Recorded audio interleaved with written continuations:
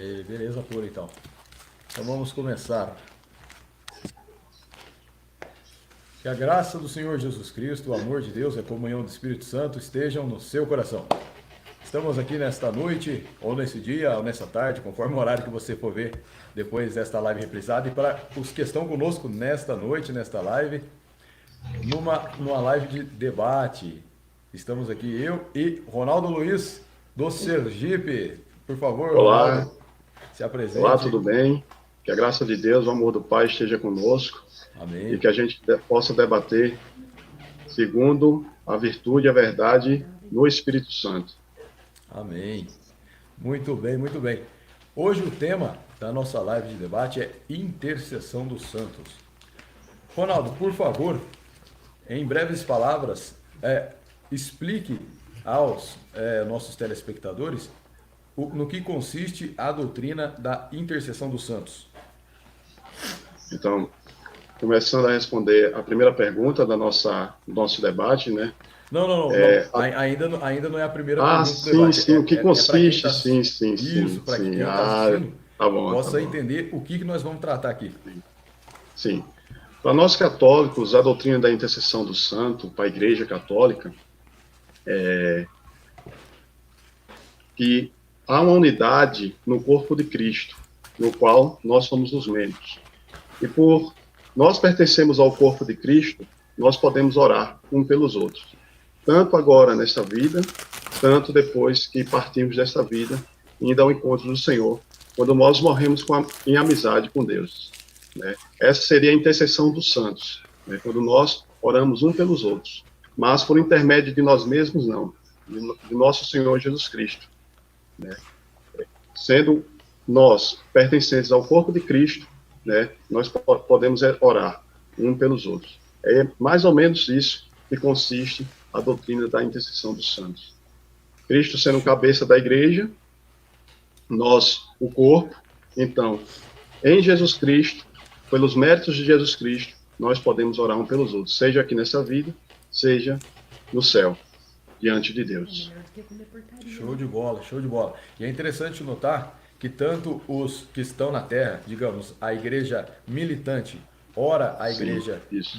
exaltada, que está no céu, quanto para a igreja purgada, né, que está no purgatório. E assim também a igreja exaltada, que está no céu, e a igreja purgada, que está no purgatório, ora em favor daqueles que estão na terra, que é a igreja militante, certo?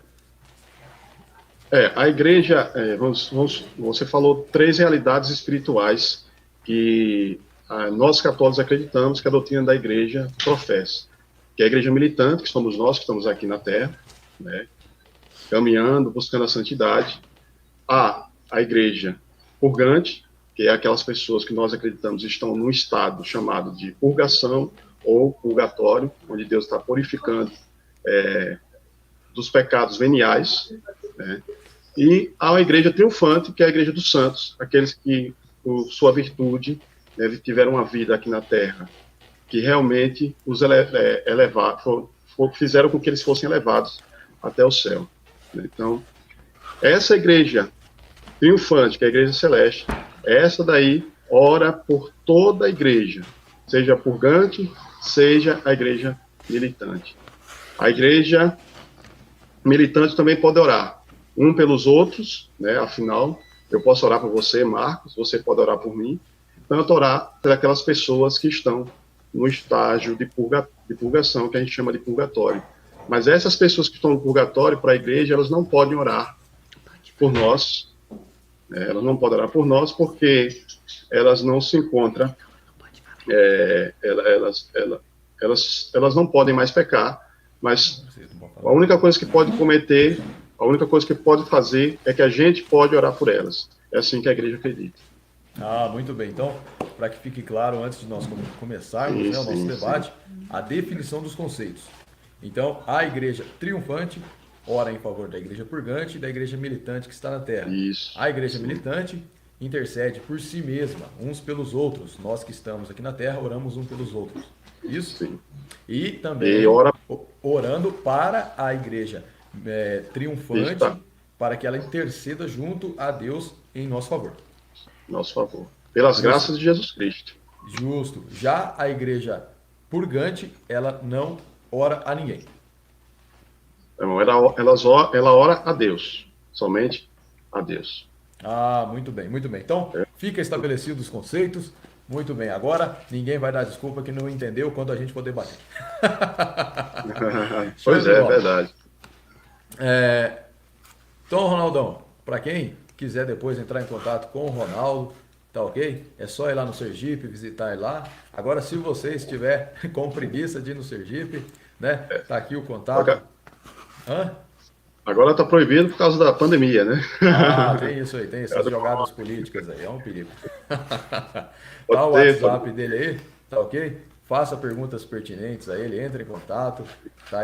Ele gosta de estudar a Escritura Sagrada, tá? Só não vai encher o saco dele que ele te bloqueia no WhatsApp, faz favor. Pois é. Aí, tá os meus contatos aí, o meu Facebook, meu Instagram, também meu Twitter. E depois, no topo dos comentários, eu vou deixar meus contatos e na descrição do vídeo, contato também do Ronaldão, tá ok? Então, podemos começar aí, Ronaldo? Podemos sim.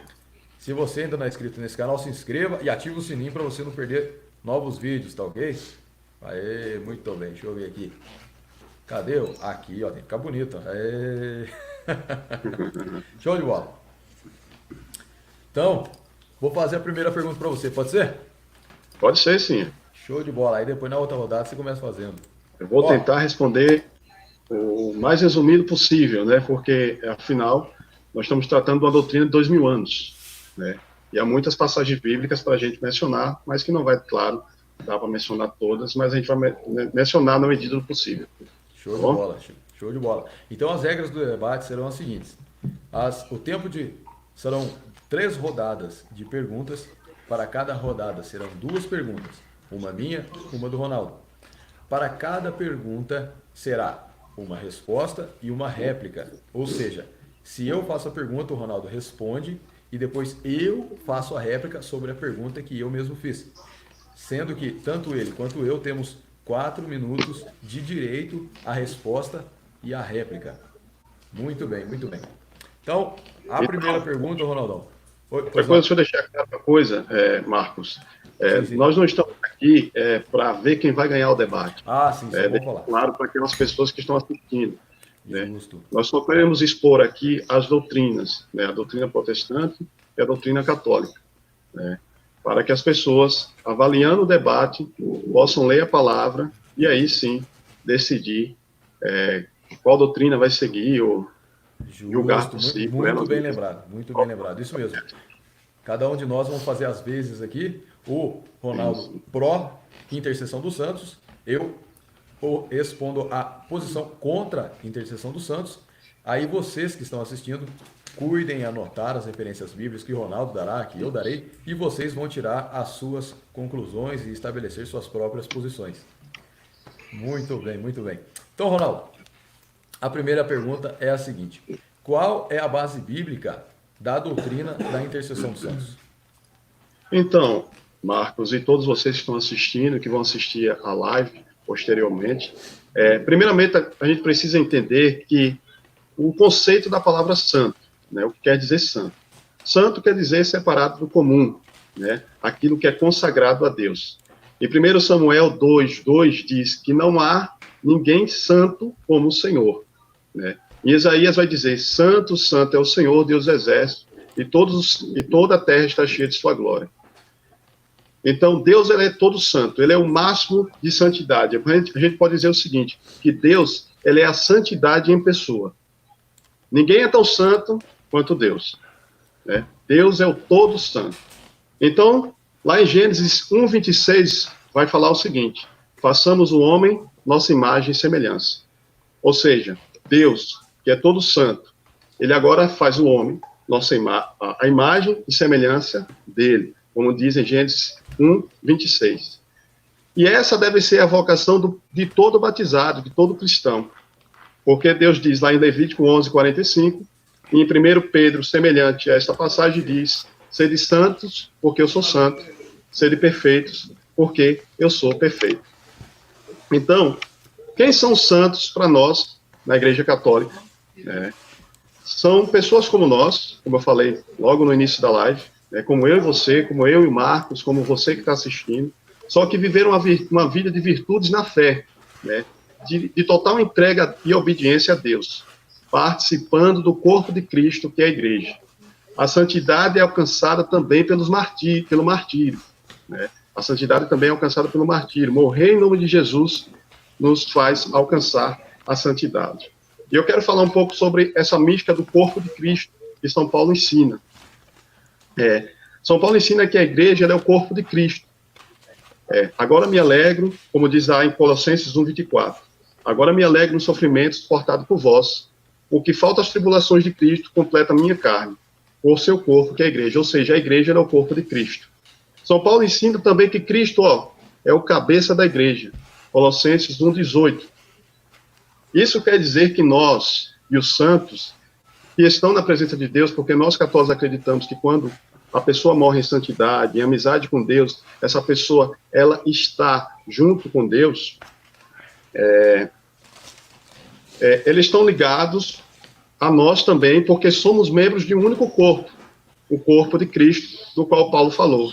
Cristo é o cabeça e nós somos os membros. Então, tanto a igreja militante, quanto a igreja triunfante, que é a igreja celeste, ela forma em Cristo um só corpo.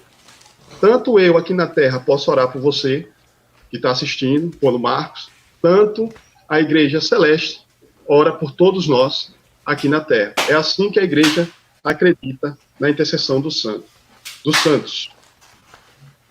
Diz também em Gálatas 3:27, todos vós sois um só em Jesus Cristo.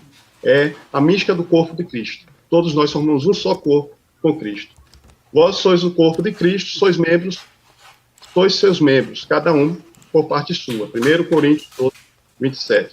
E assim Paulo vai citar várias passagens falando que nós somos o corpo de Cristo e formamos com ele e com Jesus Cristo um só corpo. Romanos 12:27, Romanos 6:3-9, né? E vai dizer que seremos uma só coisa com Cristo, né? Em Romanos 6:3-9. Seremos uma só coisa com ele também por uma ressurreição semelhante à sua. Então, para nós, os santos morrem em amizade com Deus. Aliás, os santos que estão no céu são pessoas que morreram em amizade com Deus. E quem confirma a santidade dessas pessoas? Como é que a gente sabe que uma pessoa que morreu em amizade com Deus agora está no céu? Porque Cristo, quem vai dizer, é a igreja. Porque Cristo deu autoridade à igreja. Mateus 16:1-19, quando ele dá as chaves a Pedro, que representa todos os apóstolos, sendo ele a cabeça visível da igreja.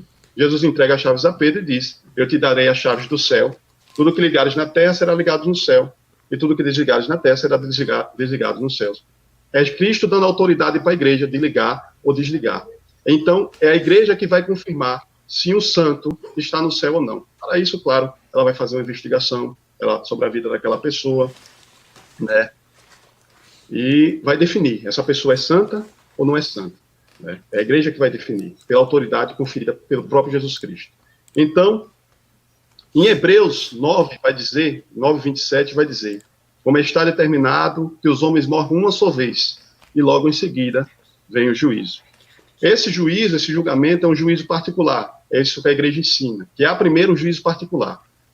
Como está determinado que os homens morram uma só vez, logo em seguida vem o juízo, Hebreus 9:27.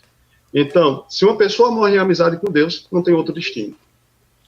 O destino dela é encontrar-se com Cristo. E eu vou falar isso em passagens posteriores. Eu estou sendo o mais rápido possível, tá? Porque são muitas passagens e uma liga a outra, né? Então, São Paulo diz o seguinte, aliás, o próprio Cristo fala, hoje estarás comigo no paraíso, o que é muitas vezes discussão na doutrina protestante, né? Esse hoje, porque dizem algumas doutrinas que tem uma vírgula antes ou uma vírgula depois que mudaria todo o contexto da frase. Mas para nós católicos, esse hoje é um hoje. Quando Cristo fala que hoje estarás comigo no paraíso, para nós católicos, nós acreditamos que aquele ladrão, como todos os santos que morrem em amizade com Deus, logo que morrem são julgados, vão encontrar a Cristo no céu, vai estar com ele. Então, na comunhão dos santos, como pregou Paulo, a comunhão dos santos o que é?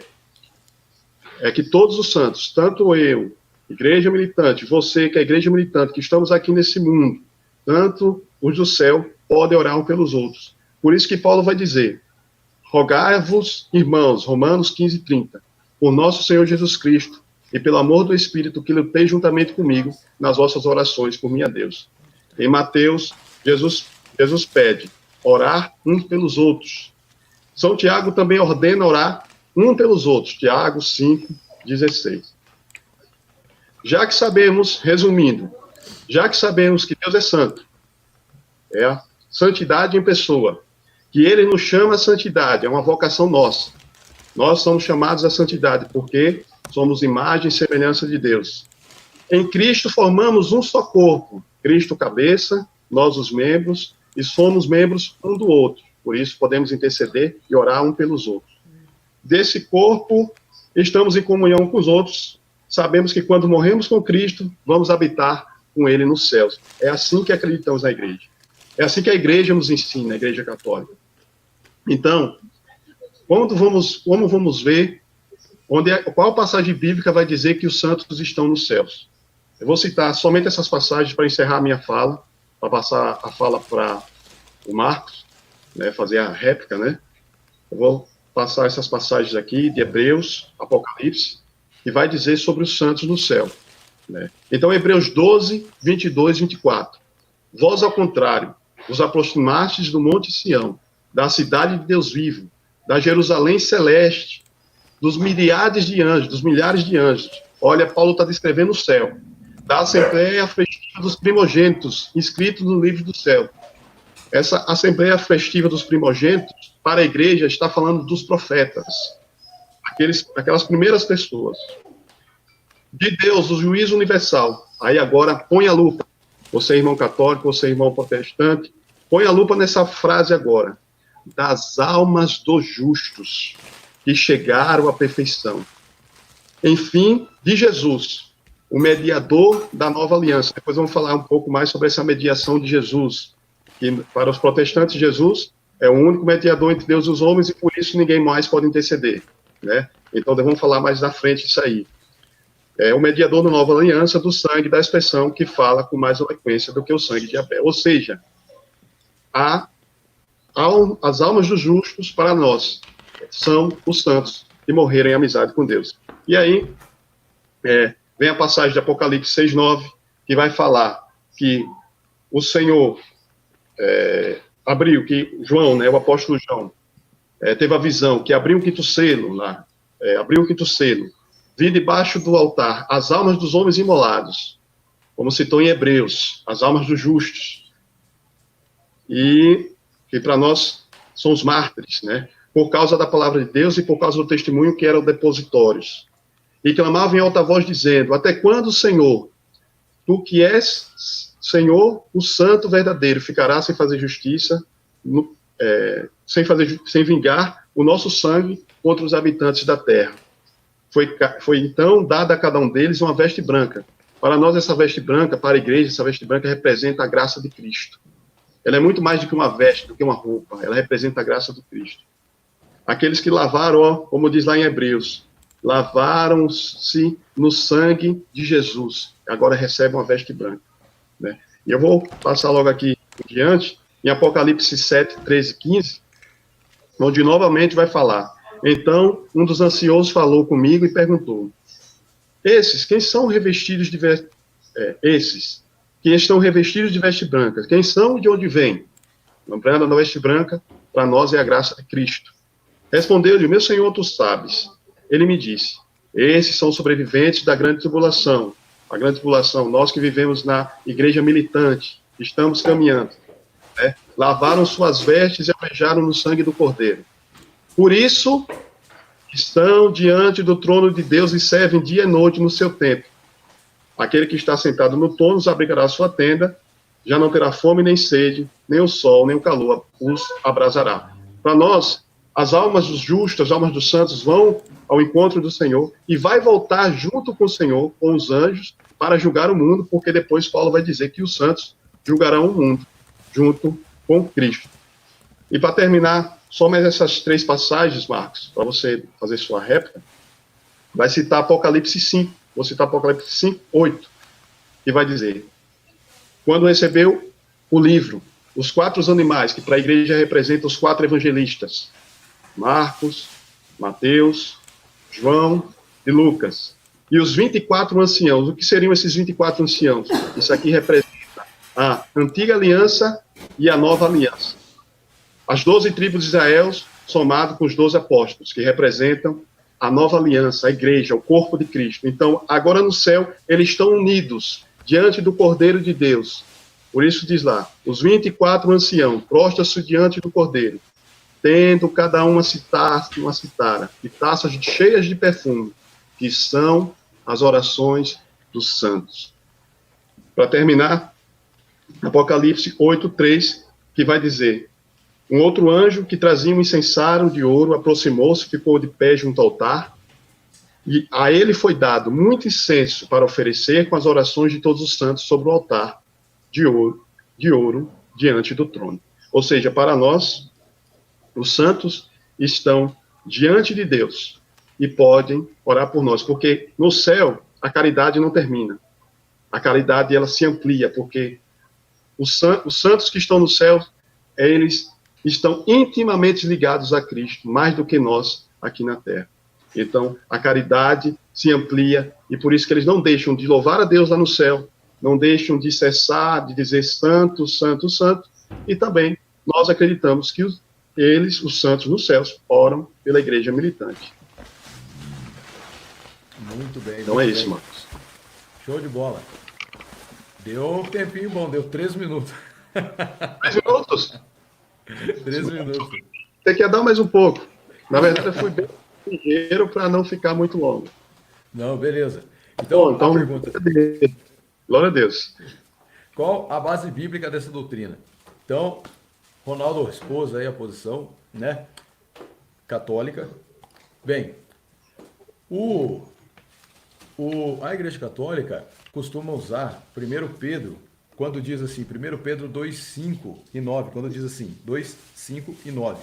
Vós também, como pedras vivas, sois edificados casa espiritual e sacerdócio santo, dizendo, se nós somos sacerdotes, então nós podemos interceder para oferecer sacrifícios espirituais agradáveis a Deus por Jesus Cristo. Verso 9. Mas vós sois a geração eleita, o sacerdócio real, a nação santa, o povo adquirido, para que anuncieis as virtudes daqueles que vos chamou das trevas para a sua maravilhosa luz. Aqui nós devemos notar que no verso 9, que diz que nós somos sacerdócio real, também diz que nós fomos colocados para anunciar as virtudes daquele que nos chamou para as trevas. Ora, quem está do outro lado não consegue anunciar para nós as virtudes ou o evangelho. Já no verso 11 também de 1 Pedro capítulo 2, diz assim, ó, amados, peço-vos como a peregrinos e forasteiros que vos abstenhais das concupiscências carnais que combatem contra a alma. Ora, aqueles que já morreram não estão presentes no corpo. O corpo fica no seio da terra, mas a sua alma está em outro lugar. Mas aqui no verso 11 de 1 Pedro, no capítulo 12, diz que nós, aqueles que somos o sacerdócio real, somos peregrinos e forasteiros. Aqui não é a nossa pátria. E que nós devemos nos abster das concupiscências carnais. Ou seja, a mensagem, fica claro que a mensagem presente em 1 Pedro, capítulo 2, são para aqueles que ainda estão vivos, estão presentes no corpo. Muito bem. Também Apocalipse 1,6 é uma passagem usada e vai ser dito que nos fez reis e sacerdotes para Deus e seu Pai. E a Ele glória e poder para todo sempre. Amém. Mas essa passagem de Apocalipse 1,6, ela não explicita ou ela não especifica que mesmo nós sermos sacerdotes de Deus, ainda assim essa passagem não nos ensina que nós vamos interceder em favor de alguém que está no purgatório ou que alguém que depois que morreu estando glorificado interceda por nós aqui na terra. No Apocalipse 5:8, também é uma passagem muito usada pelos clérigos católicos, diz o seguinte, Apocalipse 5, do 8 ao 10. E havendo tomado o livro, Os 4 animais, os 24 anciãos, prostraram-se diante do Cordeiro, tendo todos eles harpas e salvas de ouro cheias de incenso, que são as orações dos santos. E cantavam um novo cântico, dizendo: Digno és de tomar o livro e de abrir os seus selos, porque foste morto, e com teu sangue nos compraste para Deus de toda a tribo, e língua, e povo, e nação. E para o nosso Deus nos fizestes reis e sacerdotes, e reinaremos sobre a terra. Segundo a interpretação apresentada, né, aí pelo Ronaldo, os 4 animais são 4 evangelhos. Certo, Ronaldo? Apresenta os 4 evangelistas. Os 4 evangelistas. Ora, e isso compactua no sentido que comprou Jesus com o seu sangue pessoas. Não poderia comprar evangelhos ou livros, mas sim pessoas para si. Contudo, mesmo essa passagem diz que estas mesmas pessoas, aqui não diz que elas intercedem por pessoas que estão aqui na terra. Né? Em Tiago 5, do verso 13 ao 17, está escrito assim: Está alguém entre vós aflito? Ore. Está alguém contente? Cante louvores. Está alguém entre vós doente? Chame os presbíteros da igreja e orem sobre ele, ungindo-o com azeite em nome do Senhor. Aqui vemos uma oração intercessória, porém, na medida que uma pessoa viva ora sobre outro que está enfermo e também vivo. E a oração da fé salvará o doente, e o Senhor o levantará. E se houver cometido pecados, ser-lhe-ão perdoados. Confessai as vossas culpas uns aos outros, e orai um pelos outros para que sareis. A questão é, oremos um pelos outros, sim, mas sarar é uma capacidade para aqueles que estão presentes na carne. Né? Aqui, o contexto de Tiago 5 está tratando de moléstias físicas, de doenças. Né? Então, esta oração está relacionada, o orar um pelo outro, está relacionado a pessoas que estão presentes no tabernáculo carnal, que ainda estão vivas, que não morreram ainda. Viu o tempo aqui? E a questão da intercessão dos santos é que eu não acho base bíblica para afirmar que nós oramos para os santos que já morreram, para que eles, junto a Cristo, intercedam por nós, e também não vemos os apóstolos ensinando que os santos orariam por nós. Os exemplos que eu tenho é Marcos 14:38, vigiai e orai, para que não entreis em tentação. O espírito, na verdade, está pronto, mas a carne é fraca. Mais uma vez, ele vai dizer que a oração está vinculada à presença da pessoa ainda no tabernáculo de carne. 1 Tessalonicenses 5:25, irmãos, orai por nós. Aqui Paulo falando, irmãos, orem por nós, que estamos juntos de vós ainda, não que já fomos embora para um outro plano. Lucas 6:28, bendizei o que vos maldizem, e orai pelos que vos caluniam. Então, mais uma vez, orai. Sim, é ensinado mais para orar para aqueles que ainda estão vivos. Marcos 13:33, olhai, vigiai e orai, porque não sabeis quando chegará o tempo. Ou seja, quando será a vinda do Senhor para buscar a sua igreja. E aqui também tratando das pessoas que estão aqui na terra. Salmos 122:6, orai pela paz de Jerusalém, prosperarão aqueles que te amam. Né? Lucas 22:40, e quando chegou àquele lugar, disse-lhes, orai, para que não entreis em tentação. Mais uma vez, o Senhor falando aqui na hora da sua paixão, pouco antes de morrer, dando uma prescrição de oração a pessoas vivas. Lucas 22:46, e disse-lhes, por que estáis dormindo? Levantai-vos e orai, para que não entreis em tentação. Então, fica claro que pessoas que podem ser tentadas precisam orar para que não sejam tentadas. E, ora, aquele que já está condenado, ele já perdeu o direito à salvação, ou seja, ele já está no inferno, já não há tentação sobre ele. Da mesma forma, quem, suponhamos, esteja glorificado, e assim também creio, estão no paraíso, né? Segundo a visão que eu entendo dentro da Escritura, o salvo ainda não foi para o céu, conforme está em Tessalonicenses, que aqueles que dormiram em Cristo ressuscitarão primeiro, e aí então Deus virá buscar a sua igreja, junto com aqueles que foram ressuscitados, e aí todos entrarão de fato no céu e tomarão posse da vida eterna. Esses estão no paraíso, conforme o Senhor Jesus falou ao ladrão na cruz. Se creres, ainda hoje estarás comigo no paraíso. Então, quer dizer, paraíso e céu são lugares distintos. Digamos que o paraíso é um lugar de repouso em que os santos estão antes de entrar no céu, né? E aí vemos que aqueles que já estão também glorificados, digamos assim, já estão em descanso, que morreram em Cristo, eles também não sofrem mais tentação. Então não há por que orarem, né? Então, pelo que vemos dentro da Escritura, não vemos os apóstolos ou o Senhor Jesus ensinando nós orarmos aos santos para que eles intercedam junto a Cristo por nós e nem que os santos orariam em nosso favor. Muito bem, essa minha resposta eu acho que ficou meio grande também, eu esqueci de ver. Não, não, não. Tá no tempo. Eu esqueci de ver, eu acho que Tá ficou no meio tempo. grande. Show de bola, sua pergunta?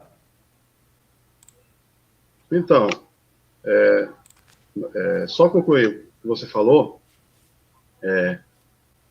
Eu não estudei muito essa questão da primeira pergunta minha.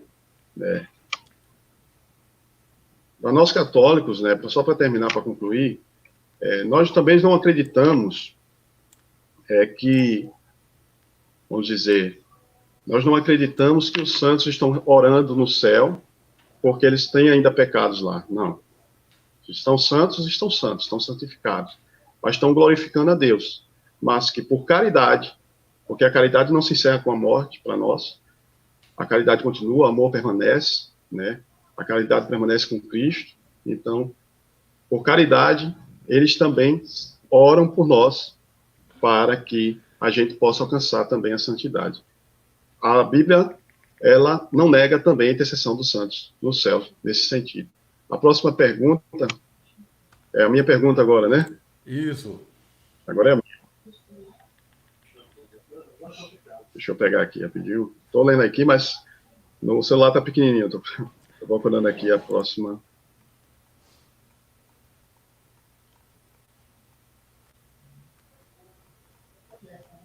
Então, sabemos que Jesus Cristo é o único mediador entre Deus e os homens, como está escrito em 1 Timóteo 2, 5, 6. Se a passagem anula a intercessão dos santos, porque São Paulo ensinaria que nós cristãos devemos dirigir as nossas orações a Deus em favor de outras pessoas. Muito bem, deixa eu ver aqui a resposta.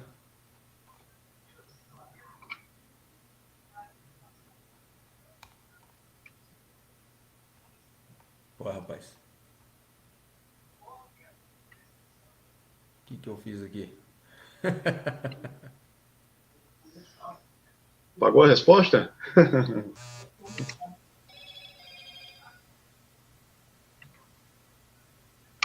Ah, tô achando aqui.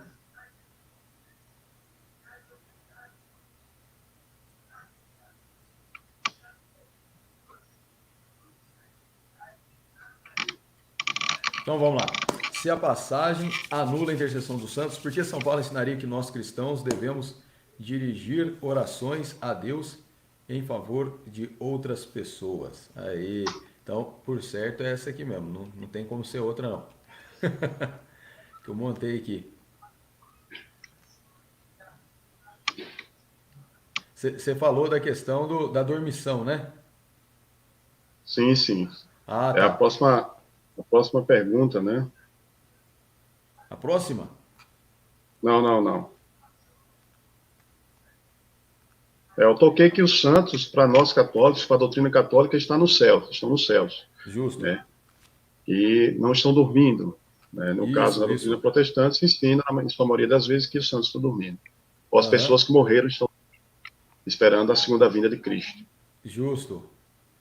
Muito bem, muito bem. Então, é, a questão em si você citou a questão de que os católicos acreditam que a alma não está dormindo, justo? Sim, sim.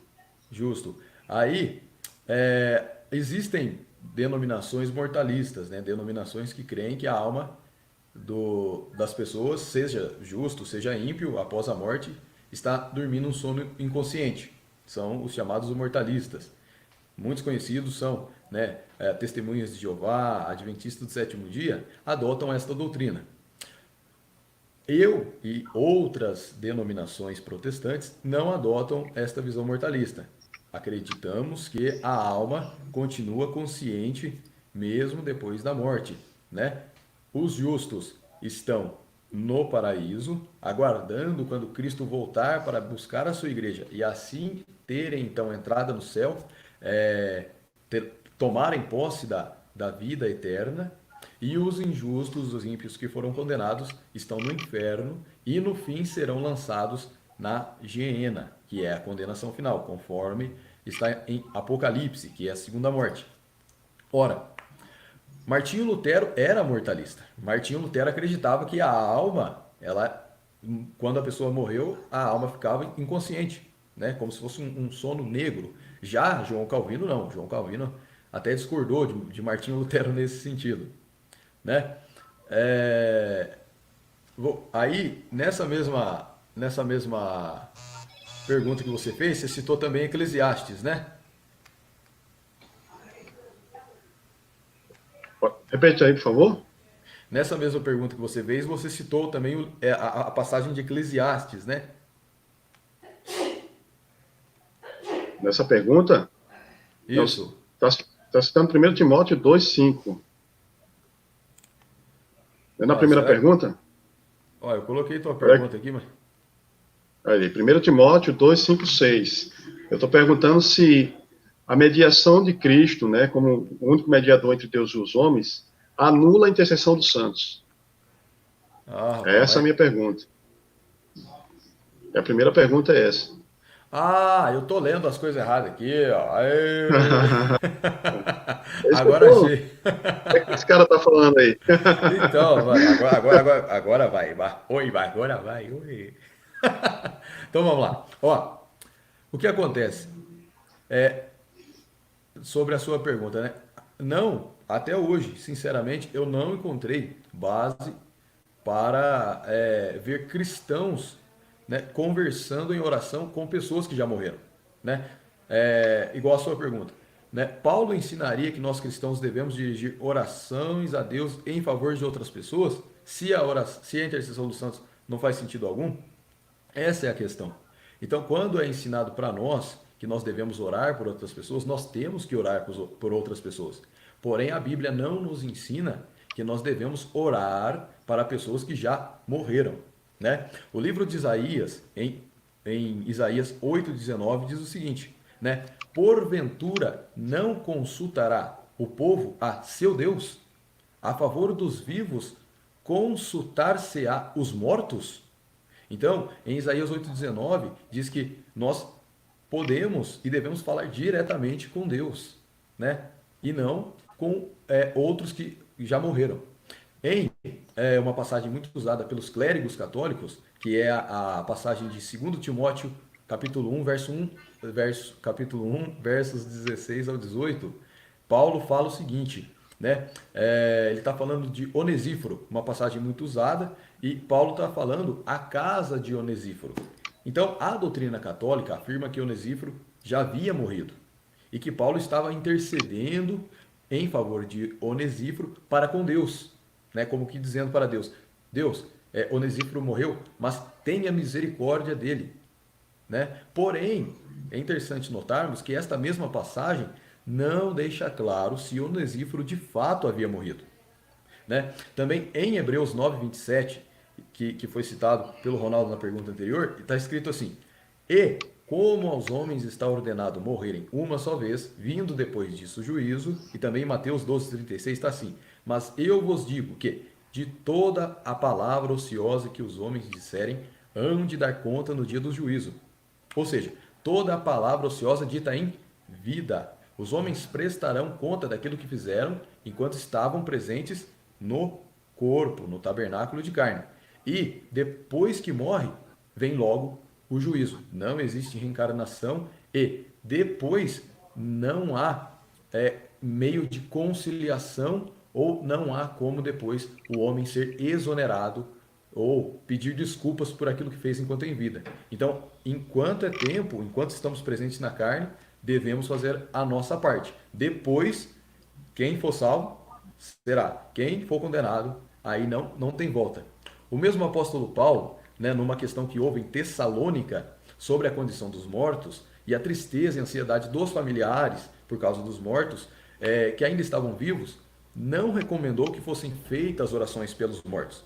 Mas ele deixou escrito o seguinte, 1 Tessalonicenses 4, capítulo 4, versos 13, 14 e 18. Está escrito assim: Não quero, porém, irmãos, que sejais ignorantes acerca dos que já dormem. A palavra dormem aqui não é que eles estavam dormindo inconscientes. Essa palavra é usada na Bíblia se referindo a pessoas que dormiram em Cristo, que morreram em Cristo e por isso estão repousando, porque aqueles que não morreram em Cristo não repousam, já estão em tormento, conforme o rico e Lázaro. Então Paulo continua falando, né? Não quero que sejais ignorantes acerca dos que já dormem, para que não vos entristeçais, como os demais que não têm esperança. Então aqui ele fala daqueles que morreram sem a graça de Jesus Cristo, que não tinham mais esperança. E falando, não vos entristeçais. Por quê? Aí ele responde, por quê? Se cremos que Jesus morreu e ressuscitou, assim também aos que em Jesus dormem, Deus os tornará a trazer com ele. Portanto, consolai-vos uns aos outros com estas palavras. Então, não precisamos nos preocupar com relação àqueles que já morreram, mas morreram em Cristo. Os ímpios já estão reservados para a condenação. Isso nós não podemos fazer nada, isso não podemos mudar os seus destinos.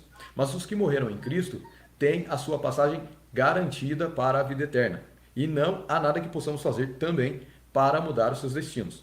Os que viveram impiamente em vida, infalivelmente irão receber a condenação eterna. Mas aqueles que serviram a Cristo e foram a Ele fiéis em vida, esses também já têm a passagem garantida. De maneira que, na visão protestante, não existe no meio do caminho um purgatório, ou seja, o meio termo, de maneira que fosse uma sala de espera para a pessoa ser purgada e depois entrar no reino dos céus. E, para encerrar a minha resposta, é interessante a gente ler também o que está escrito em Ezequiel 18:20. A alma que pecar, essa morrerá. O filho não levará a iniquidade do pai, nem o pai levará a iniquidade do filho. A justiça do justo ficará sobre ele, e a impiedade do ímpio cairá sobre ele. Ou seja, a salvação é individual. Não há nada que possamos fazer para auxiliar outras pessoas a serem salvas. Cada um prestará contas a Deus daquilo que fizer em vida. Eu me embananei no início, rapaz. Eu estava vendo o outro. Então, Marcos, vou falar a réplica, né?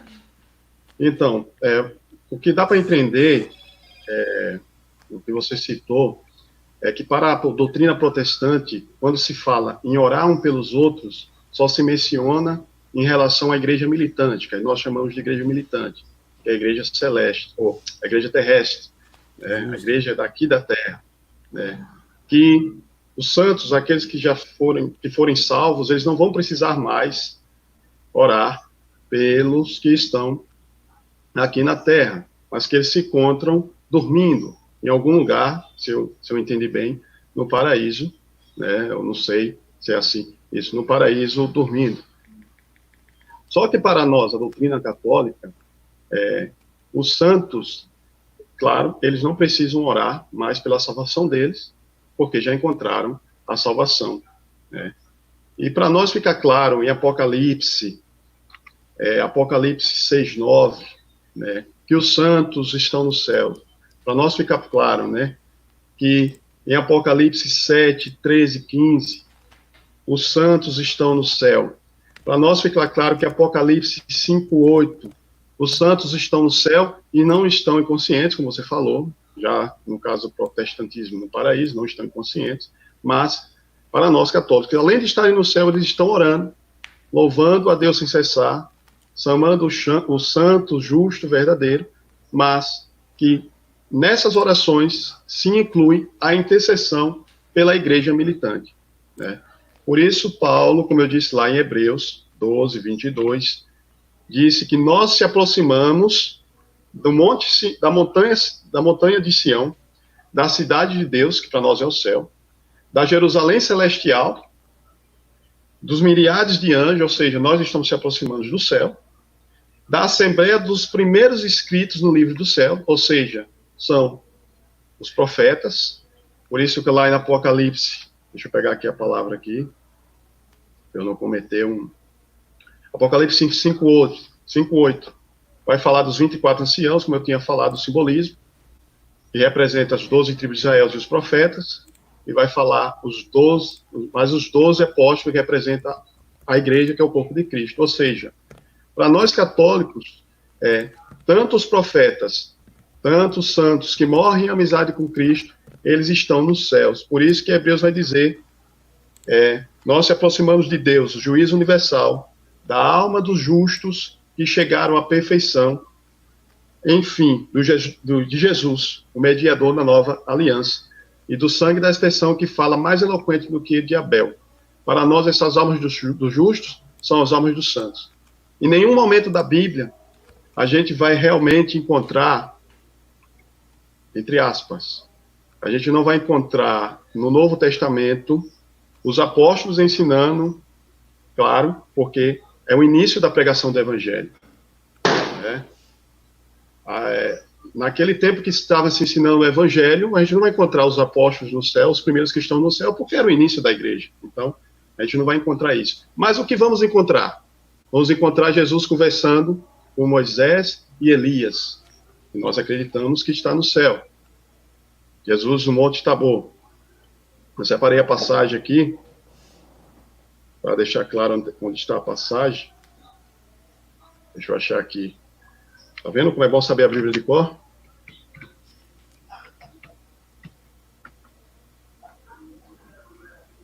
Jesus conversando com Moisés. Deixa eu deixar aqui na minha Bíblia. E Elias.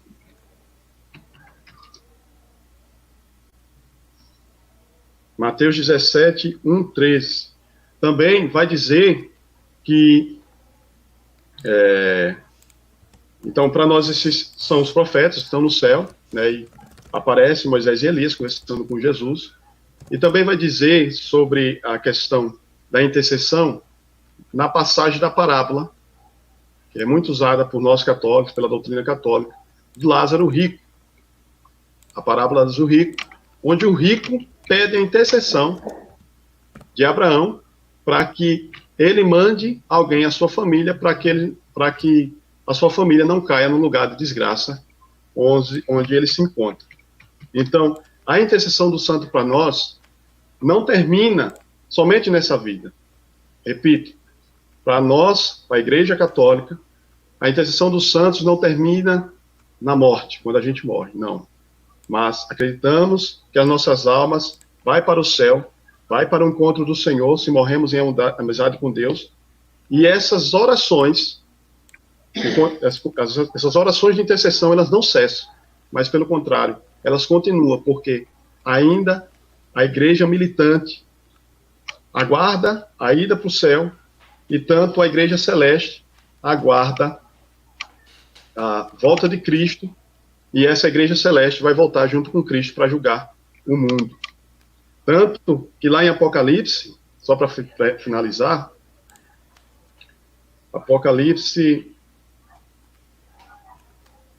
Eu achei achar a passagem, Apocalipse 6, 9, 11, vai dizer que, quando abriu o quinto selo, vi debaixo as almas dos homens imolados, ou seja, dos mártires, por causa da palavra de Deus, e por causa do testemunho que eram depositórios. E clamavam em alta voz, até quando, Senhor, justo e verdadeiro, ficará sem fazer justiça contra os habitantes da terra? Ou seja, os mártires, mesmo no céu, estão clamando justiça a Deus, até que Jesus venha e se complete.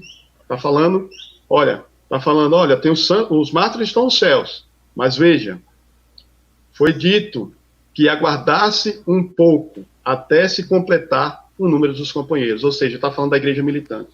A igreja celeste que clama e a igreja militante.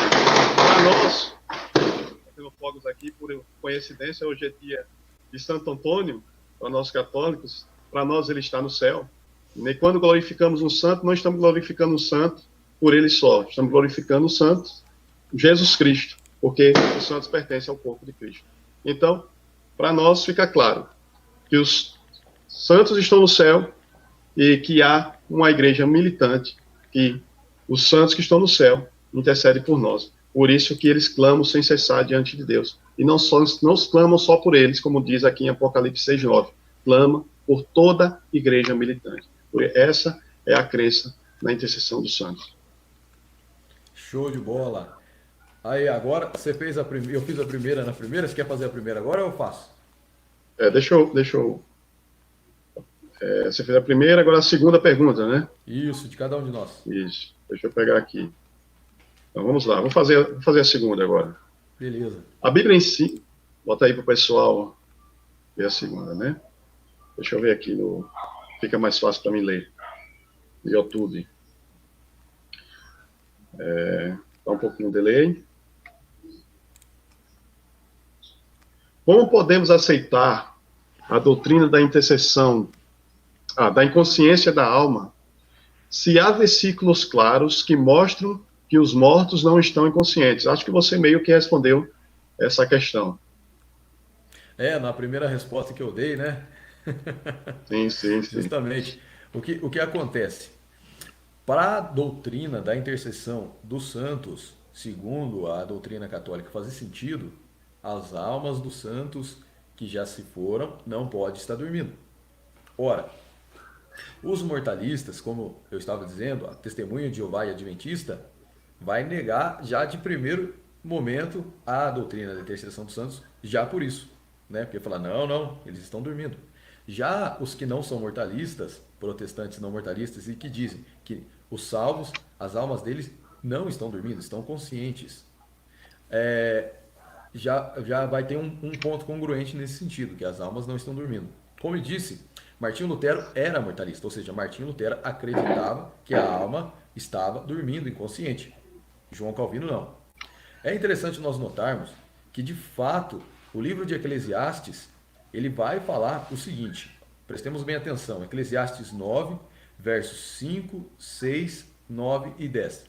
Porque os vivos sabem que hão de morrer, mas os mortos não sabem coisa nenhuma, nem tampouco terão eles recompensa, mas a sua memória fica entregue ao esquecimento.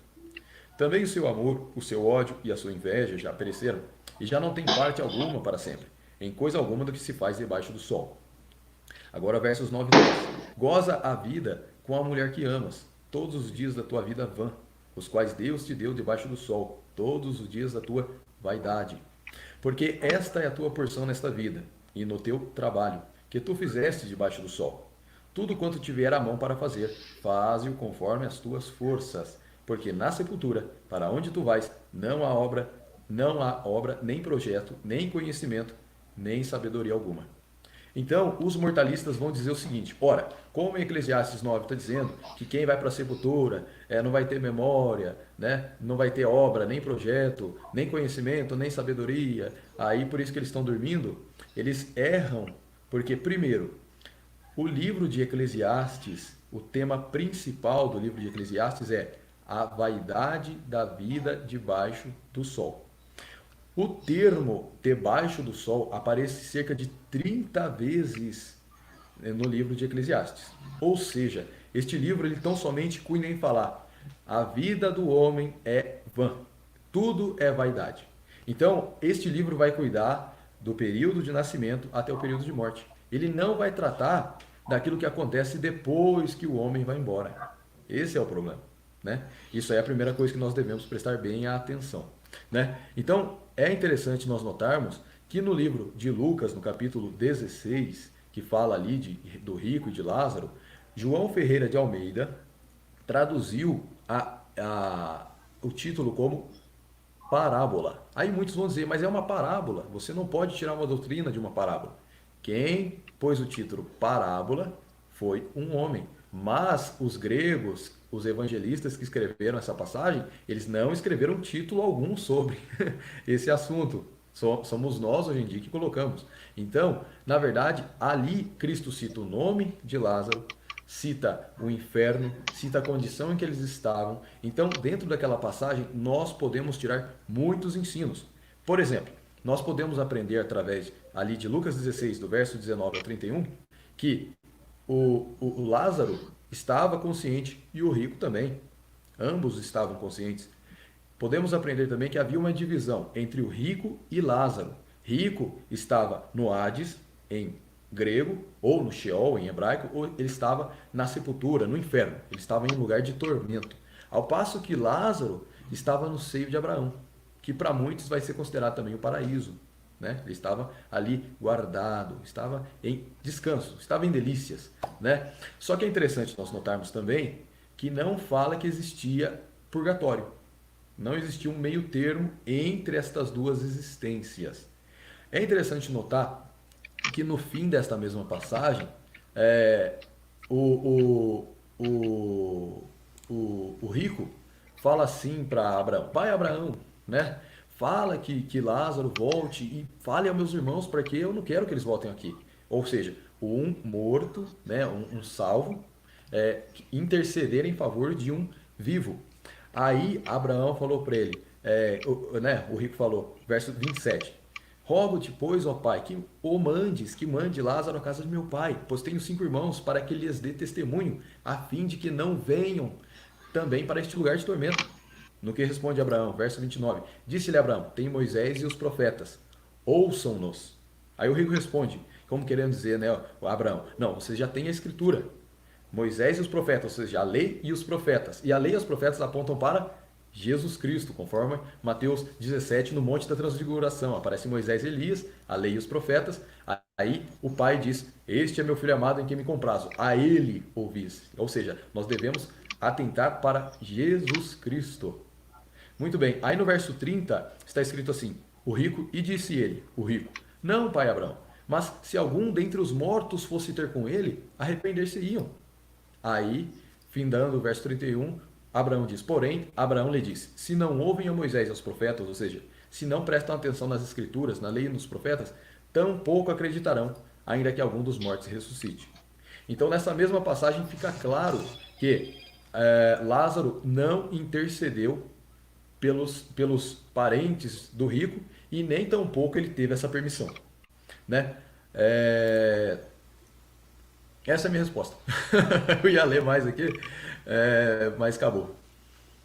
Então, vamos para a réplica da resposta. Então, para nós católicos, a passagem ela fica bem clara que há uma tentativa de intercessão por parte do rico a Abraão. Né? Já estamos em concordância de que os mortos não estão inconscientes, né? Porque a passagem era bem clara e eu acho que isso aqui não há, pelo menos entre nós, não há esta discordância. Né? Então, para nós católicos, extraindo da passagem de Lucas 16, 20 e 31, quando o rico diz a Abraão: rogo-te então, pai, que mandas Lázaro à casa de meu pai, pois tenho 5 irmãos para lhe testemunhar, que não aconteça de virem eles parar neste lugar de tormento. Para nós, esse pedido do rico é uma intercessão. Só que, claro, como ele não foi um homem justo, sua oração, ela não foi atendida. Diferente dos santos. Porque para nós, os santos, mesmo já mortos, mas não no lugar infortúnio, no lugar de desgraça, onde estava o rico, para nós, os santos estão no céu. Os santos são as almas dos justos. E por serem as almas dos justos, a oração deles tem grande poder. Eu vou achar a passagem aqui, que eu coloquei, que a oração do justo ela tem grande poder. Né? Porque quem está no céu é santo e é justo. Né? A palavra de Deus ensina assim. Né? Então é São Tiago 5, 16, né? Confessai vossos pecados uns aos outros, claro, que está falando, é um ensinamento para as pessoas aqui na Terra, obviamente, porque é o início do cristianismo, é o início da pregação cristã, você não vai encontrar lá ainda Pedro, você não vai encontrar o próprio Tiago, nem o apóstolo São Paulo, né? Mas, então, é claro que a pregação vai ser para as pessoas da igreja militante, da igreja que estão na Terra. Então, ele termina dizendo: a oração do justo tem grande poder. Então, por isso que acreditamos que, ao contrário da intercessão do rico, morto, mas que tentou interceder por sua família, não conseguiu, mas os santos, por estarem intimamente ligados a Cristo, num só corpo com ele, né? Eu vou achar aqui a passagem que eu separei.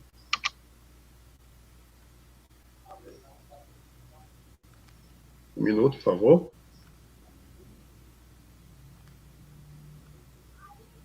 Então, nós acreditamos que, como eu falei, e repito sempre, formamos um só corpo em Cristo. E nós não se separamos desta comunhão com Cristo quando morremos, se morremos em amizade com Ele. Por isso que Paulo vai dizer lá em Filipenses 1:21. De um lado, desejo partir para estar com Cristo, o que para mim é muito melhor. Ou seja, se Paulo que pedia orações, que pedia intercessão já nessa vida, ele também, no céu, para nós, a doutrina católica, vai também interceder pela igreja militante que ficou. Afinal, Paulo não vai para o céu para ser egoísta. Não. A caridade vai se tornar maior e, por isso, ele vai interceder também por nós no reino dos céus. É assim que acredita a Igreja Católica, é assim que acredita também os primeiros cristãos. Eu não vou citar aqui a tradição apostólica, porque se o debate é bíblico, eu vou me centrar mais na Bíblia. Então, se cremos que Jesus morreu e ressuscitou, cremos que também Deus levará com Jesus o que neles morreram, que nele morreram. Ou seja, quem estiver em comunhão com Cristo vai ser levado por sua alma ao encontro de Deus no céu, como disse em Hebreus. Eu me citei várias vezes em Hebreus, capítulo 12, versículo 22, 24.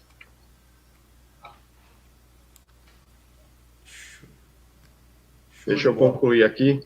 Deixa eu concluir só com... É porque as perguntas eu fui colocando na sequência e depois a resposta ficou meio atrapalhada na organização aqui do que eu escrevi.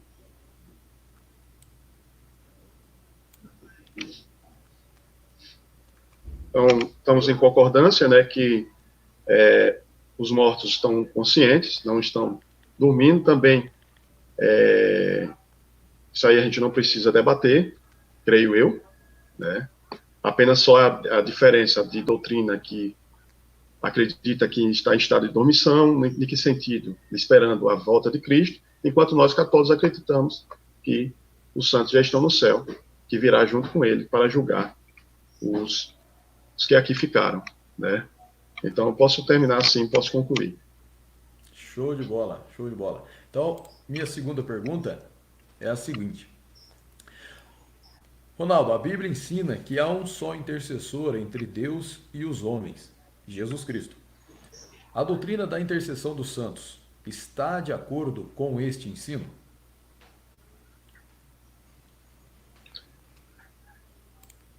Então, nós vamos separar duas coisas aqui nessa pergunta, né? O que é para nós católicos mediação, o que é intercessão. Quando Paulo ele fala que Jesus é o único mediador entre Deus e os homens, ele cita lá em 1 Timóteo 1:5, né? Porque há um só mediador, porque é só um Deus, um só mediador entre Deus e os homens, Jesus Cristo homem, que se entregou como resgate de todos. Tal é o fato atestado a seu tempo. Para nós, essa mediação, essa passagem, não anula a intercessão dos santos. A questão é que a mediação tratada no versículo 5 se refere à reconciliação que Cristo nos traz através da sua morte na cruz. Como eu tinha aqui no símbolo, aqui, é só a imagem, o símbolo, claro, Cristo não está aqui mais, Cristo não está mais morto na cruz, é só uma representação, né? Muitas vezes a gente encontra evangélicos na rua e a gente diz, para que esse crucifixo, né? Claro que a gente entende como católico que isso aqui é apenas uma representação. Jesus não está mais na cruz, Jesus está ressuscitado. Mas essa mediação, essa única mediação de Cristo, que Paulo trata no capítulo 5 de 1 Timóteo 2, trata-se de quê? Na velha aliança, na antiga aliança, a mediação entre Deus e os homens se dava através da lei. No Novo Testamento, Cristo nos reconcilia com Deus através do seu sacrifício da cruz. É neste sentido que ele é o único Senhor, ou o único mediador. Por exemplo, nós não acreditamos que um santo, porque, vamos dizer, um mártir, porque ele derramou o seu sangue, ele vai mediar-nos, vai nos reconciliar com Cristo. Nós não acreditamos nisso. Isso é diferente. O único que nos reconcilia com Deus, melhor dizendo, o único que nos reconcilia com o Pai é Jesus Cristo, porque foi ele, né, que se entregou por nós na cruz. Então, a mediação de Cristo é exclusiva para a reconciliação com Deus, através do seu sacrifício, né? Foi através dele que recuperamos a nossa amizade com Deus.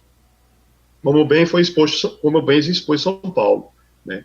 Assim como pela obediência de um só homem, foram todos constituídos pecadores, né? Pela desobediência de um homem, foram todos constituídos pecadores, que foi Adão, né? Assim, pela obediência de um só, todos se tornarão justos. Então, é aí que está a mediação de Cristo, né? Por causa do seu sacrifício. Então, ele é o único mediador de Deus e os homens. A passagem não anula a intercessão dos santos. Por quê?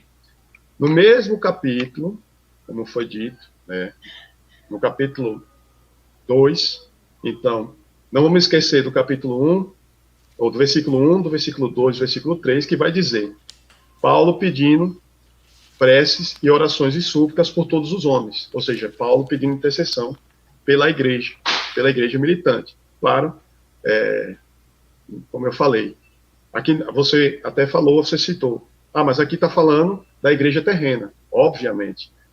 A igreja terrena, a pregação do evangelho estava começando ainda, né? À medida que a igreja vai avançando, à medida que os tempos vão avançando, a igreja entende que os santos estão no céu. Agora Paulo, Pedro, os profetas, né, os mártires, né, as almas dos justos estão nos céus. É assim que a igreja entende. Depois, claro, de toda a pregação do evangelho, de toda a anunciação do evangelho através dos apóstolos. É assim que a igreja entende. Então, isto é bom e agradável a Deus, nosso Salvador, versículo 3, o qual deseja que todos os homens se salvem e cheguem ao conhecimento da verdade. Até quando o Senhor, santo e verdadeiro, tardará de fazer justiça pelo nosso sangue? Né? Olha, até quando se completar o número dos eleitos, ou seja, até quando se completar os dias da igreja militante. Ou seja, por isso que nós acreditamos na intercessão do santo. Jesus é o único mediador. Ele é o cabeça do corpo. Foi ele que morreu na cruz. Ninguém tira esse lugar. Ninguém tira essa mediação de Cristo. Foi ele que nos reconciliou com Deus. Mas, agora, Cristo cabeça e nós, membros deste corpo, podemos orar junto a ele, né, pela mediação única de Cristo, um pelos outros. Assim são os santos no céu. É assim que a igreja crê, é assim que a igreja acredita. Por isso que vai dizer em 1 Pedro 2,9, todo batizado vai exercer um sacerdócio régio. Mas o sacerdócio régio por ele mesmo? Um santo vai exercer esse sacerdócio régio por ele mesmo? Não. Por causa do único mediador, que é Jesus Cristo. Ele é o sumo sacerdote. Nós somos os sacerdotes régios. Nós vamos participar, nós somos participantes da natureza divina de Cristo por esse sacerdócio, graças ao batismo. Segundo Pedro 1,4. Temos entrados em posse das maiores e mais preciosas promessas, a fim de tornarmos por esse meio, participantes da natureza divina. Ou seja, por isso que Paulo vai dizer posteriormente, se morremos com Cristo, ressuscitaremos. Por isso Paulo vai dizer em Gálatas 2,20, não sou eu que vivo. Não sou eu que vivo, desculpa os fogos. Não sou eu que vivo, mas é Cristo que vive em mim. Ou seja, quando nós morremos, essa amizade com Cristo ela não termina. Não.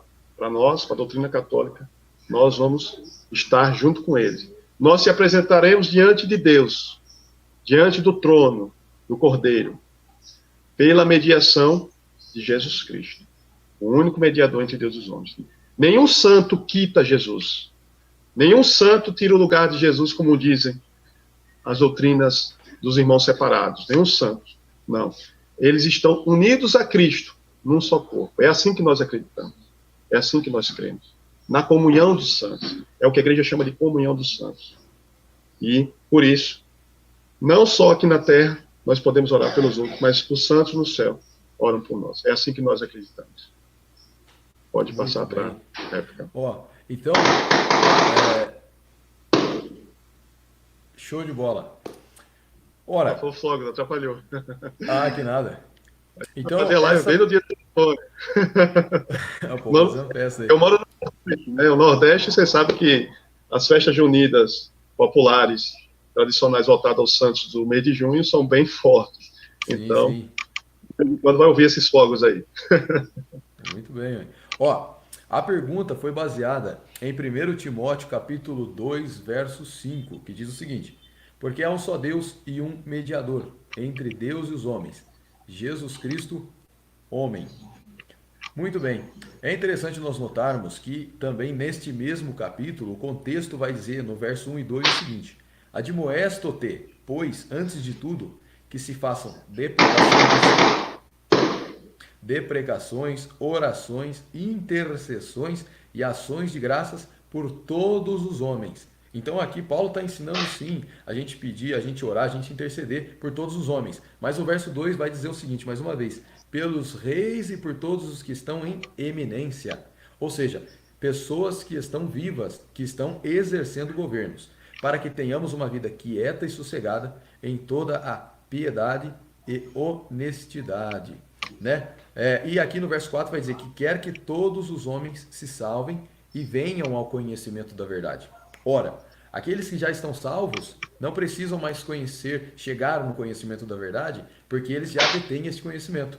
Mas os homens que estão em pecado, estão sob as trevas do pecado e da ignorância, do tempo da ignorância, estes sim é que são passíveis, né, estão sujeitos a receberem a iluminação do Evangelho, como diz aqui no verso 4, que Deus quer que todos os homens se salvem e venham ao conhecimento da verdade. Então, mais uma vez, vemos aqui Paulo ensinar a Timóteo que nós devemos orar e pedir pelas pessoas que ainda estão presentes no tabernáculo de carne. Ora, em nenhuma parte das Escrituras a gente vê alguém orar para um anjo ou para um santo, uma pessoa, né, santa que já morreu, uma pessoa dedicada a Deus que já morreu. E é interessante nós notarmos que os judeus, até os dias de hoje, os judeus, eles não aceitam em hipótese alguma que nós oremos a não ser para Deus. Os judeus só oram a Deus. Quando nós pegamos o livro de Daniel, quando nós pegamos uma oração de Abacuque, quando nós pegamos, por exemplo, outros profetas que oravam, nós notaremos que as suas orações eram tão somente voltadas para Deus. E aí nós vamos ver na Escritura o que está escrito o seguinte, Isaías 42:8. Eu sou o Senhor, este é o meu nome, a minha glória, pois a outrem não darei, nem o meu louvor às imagens de escultura. Em João 14,6 está escrito assim: disse-lhe Jesus, eu sou o caminho e a verdade e a vida. Aí muitas pessoas erram nessa parte e dizem, e ninguém vai, mas Jesus disse, ninguém vem ao Pai senão por mim. Então, Jesus deixa claro que para que nós possamos nos achegar a Deus em oração, o único meio que nós temos é o nome de Jesus Cristo, o que está em conformidade com Isaías 42:8, né? Este é o meu nome, que é Jesus Cristo, conforme em Atos vai dizer que não há outro nome debaixo dos céus pelo qual nós possamos herdar a salvação, que é o nome de Jesus. Em João 14:13 também está escrito, e tudo quanto pedirdes em meu nome, eu o farei, para que o Pai seja glorificado no Filho. João 14:14, se pedirdes alguma coisa em meu nome, eu o farei. Mais uma vez, Jesus chamando para si a responsabilidade. Mais uma vez, nos ensinando que nós devemos orar diretamente para Ele, pois como Ele disse em João 14,6, eu sou o caminho e a verdade e a vida, e ninguém vem ao Pai senão por mim. Em João 16, 24, está escrito: Até agora nada pedistes em meu nome. Pedi e recebereis, para que o vosso gozo se cumpra. Mais uma vez dizendo: Pedi a mim, o Senhor Jesus dizendo. Em Hebreus 7, 25 está escrito: Portanto, pode também salvar perfeitamente os que por ele se chegam a Deus, vivendo sempre para interceder por eles. Então, o Senhor Jesus é aquele que foi colocado para viver e interceder para sempre para nós. Mateus 11, 28. Vinde a mim, todos os que estáis cansados e oprimidos, e eu vos aliviarei. Então o Senhor disse, mais uma vez, chamando a responsabilidade para si. 1 Timóteo 2,5, que é a passagem que eu li para encerrar, porque há um só Deus e um só mediador entre Deus e os homens, Jesus Cristo, homem. Então, é interessante notar que, como Hebreus 7, 25 foi dito, né, que Jesus vive sempre para interceder por eles. Ora, por que então nós pegaríamos outros meios ou conversaríamos com outras pessoas se nós podemos conversar diretamente com o Senhor Jesus, né? Porque ele vive para interceder eternamente por nós. Muito bem, essa é a minha resposta. Essa Aí pergunta agora... foi Oi? a pergunta aí foi a segunda minha e a segunda tua. Agora é a terceira rodada para encerrar. terceira. Aí, você quer começar ou eu mando aqui a pergunta?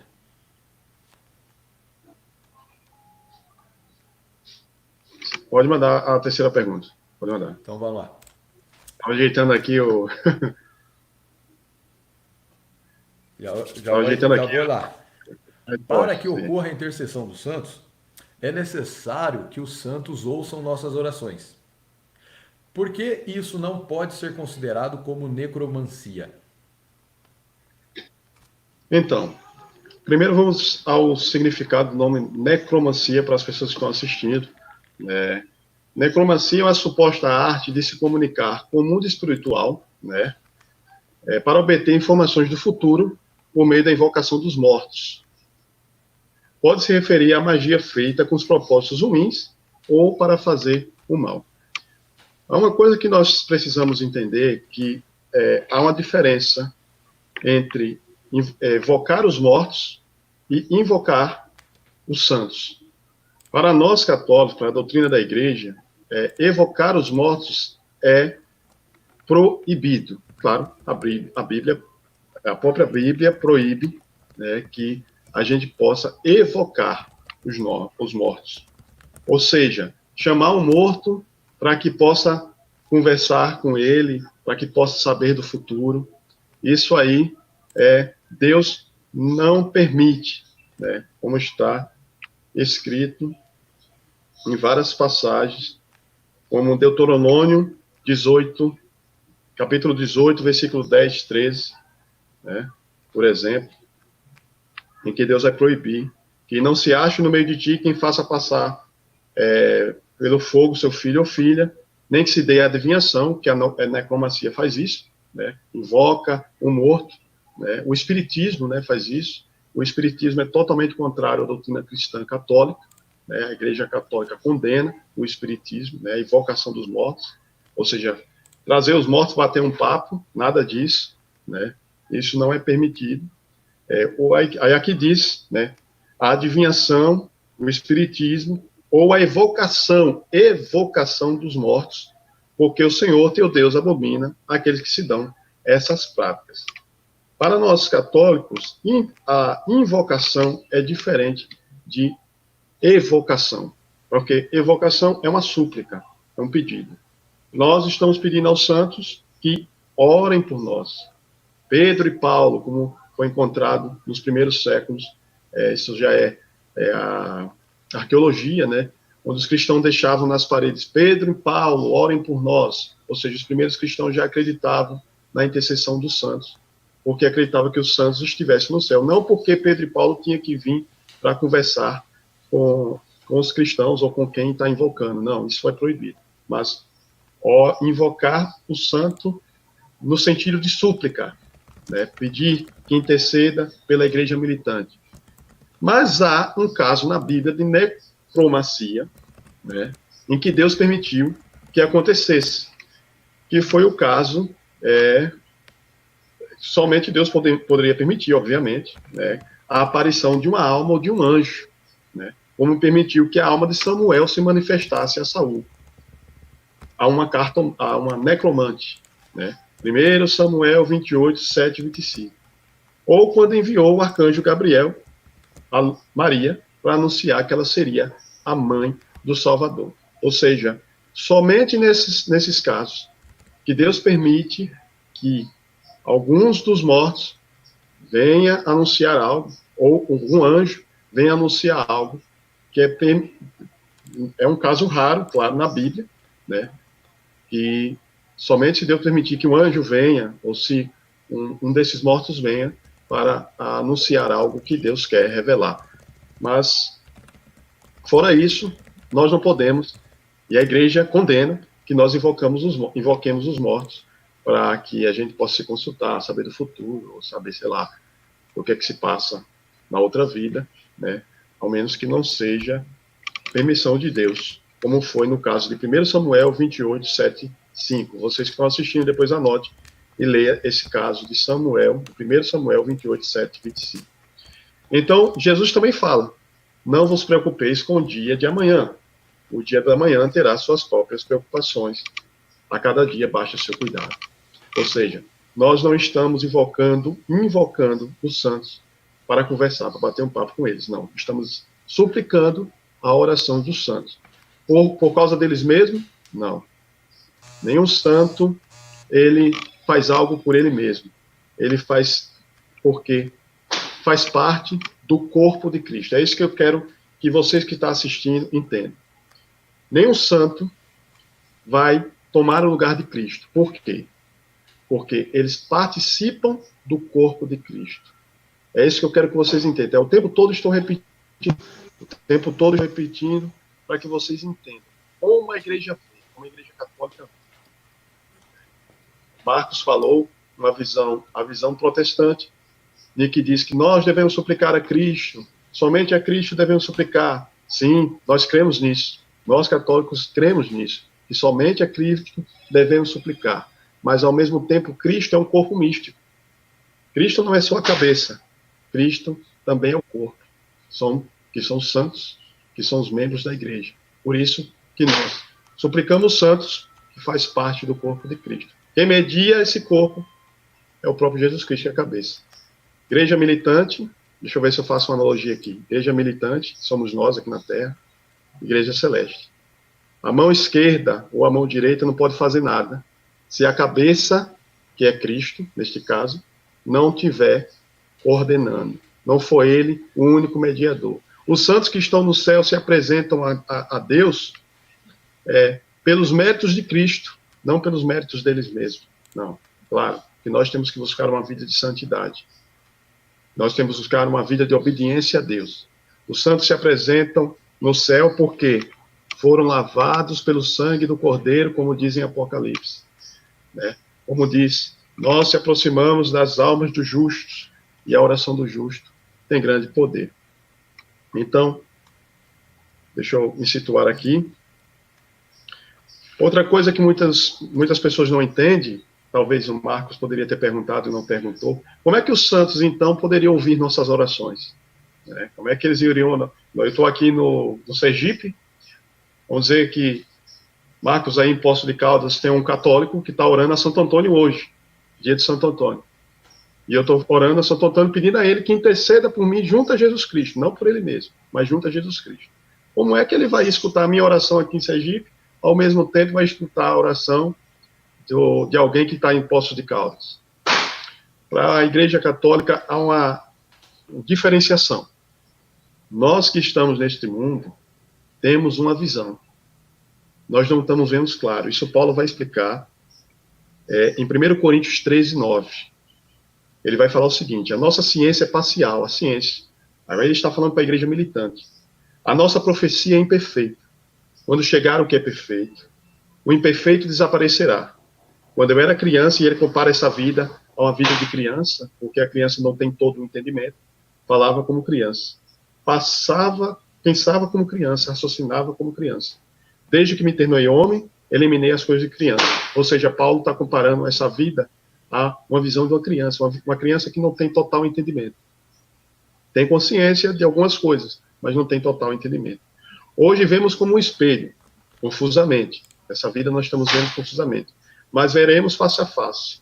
Hoje conheço em parte, mas então conhecerei totalmente como sou conhecido. Ou seja, quando estivermos no céu, quando estivermos diante de Deus, nós veremos como somos conhecidos, veremos as coisas como elas devem ser, claras. E ainda diz o seguinte, primeiro São João, na carta de São João, capítulo 3, versículo 2 seguinte, que diz o seguinte: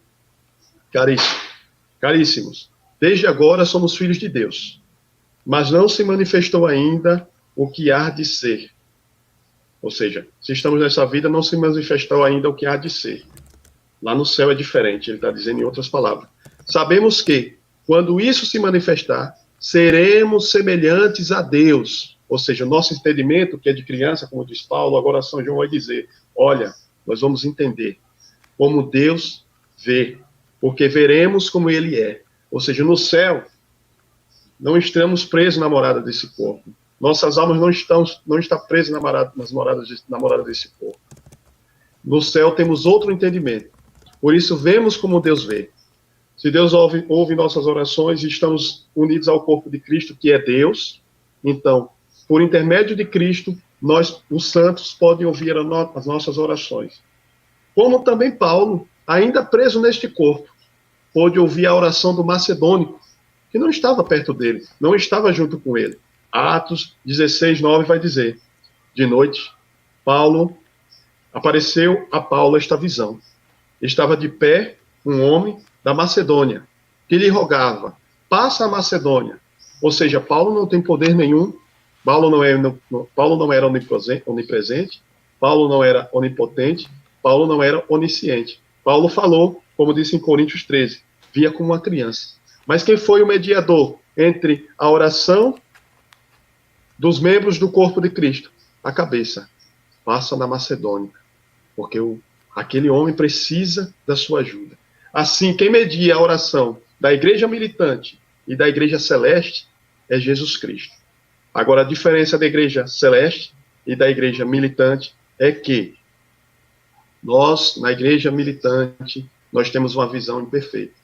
No céu, nós temos uma visão perfeita, porque vemos como somos, né, alma justa, lavadas no sangue do Cordeiro, como diz em Apocalipse, vestidos da graça de Cristo, porque as vestes brancas significam a graça de Cristo, como está em Apocalipse, e agora unidos a Cristo perante o trono do Pai, oramos sem cessar, não por eles mesmos, porque eles já estão salvos, como disse Marcos, falaste bem, não por eles mesmos, mas para glorificar a Deus e para que a igreja militante possa se encontrar com a igreja celeste, porque nós esperamos, a igreja militante espera a vinda de Cristo, mas não, Cristo não vem só, Cristo vem com todos os seus anjos e com seus santos. E, para finalizar, então que fique bem claro isso, outra coisa que foi citado pelo Marcos, que Deus não dá sua glória a outros deuses, a outros ídolos, né? É muito citado no meio protestante, né? Que Deus não dá sua glória a outros ídolos. Mas os santos, para nós, não são outros deuses. Não são, quando se refere a essas passagens, né, se está falando dos deuses que o povo de Israel se deparou no Egito, na Babilônia. Os santos, não se falava dos santos aí, não está se falando dos santos, está falando dos outros deuses. Claro que Deus não vai dar sua glória a outros deuses, mas aos santos dá a participar da sua glória. É diferente. É nisso que nós católicos acreditamos, que aos santos Deus permite participar da sua glória. Por quê? Se somos membros do corpo de Cristo e Cristo é glorificado, em Jesus Cristo participamos da glória de Deus. É isso que nós e a Igreja Católica ensinam. Aí acaba, infelizmente, muitos acabam caindo, e eu posso dizer, numa calúnia, quando se diz que se compara os santos, as imagens dos santos, com as imagens dos falsos deuses. Isso acaba sendo uma calúnia por parte dos irmãos protestantes. As imagens do santo, até com a imagem de São Francisco de Assis, aqui. São Francisco de Assis foi uma pessoa que se entregou na sua vida inteiramente a Deus, cuidando dos pobres, deixando a riqueza deste mundo, né, para servir o Evangelho. Nós não acreditamos que São Francisco é um Deus, nem com muito menos que essa imagem seja um Deus. Não. Essa imagem é só uma representação, como a imagem da cruz. É só uma representação. Então, para que eu possa terminar, concluindo a pergunta do Marcos, né, para que ocorra a intercessão do santo, é necessário que os santos ouçam nossas orações. Isso não pode ser considerado necromancia? Para nós católicos, não, porque nós não estamos chamando os santos para conversar conosco, não. Nós estamos lá, mesmo onde eles estão. Quem faz a intermediação? Jesus Cristo. Por isso que os santos ouvem as nossas orações, como Paulo ouviu a oração do Macedônio. E porque também os santos têm outro entendimento nos céus, diferente de nós aqui na Terra. Esse é o entendimento católico. Show de bola. Então, é interessante nós citarmos, é importante nós citarmos, primeiro, 2 Pedro 1, 20 e 21. Em 2 Pedro 1, 20 e 21 está escrito assim: muitas pessoas vão dizer, mas quem pega a Bíblia, um interpreta do jeito, o outro interpreta do outro, e vira uma maçaroca. Não é assim, e nem pode ser, porque Deus é um, o Espírito Santo é um, a palavra de Deus é uma. Então, o entendimento tem que ser um. Por isso que 2 Pedro 1, 20, capítulo 1, versos 20 e 21, vai estar escrito assim: sabendo primeiramente isto, que nenhuma profecia, ou seja, nenhuma profecia da Escritura é de particular interpretação. Ali já fica claro que não é um entende do jeito, ou eu entendo do outro. Não, não é de particular interpretação.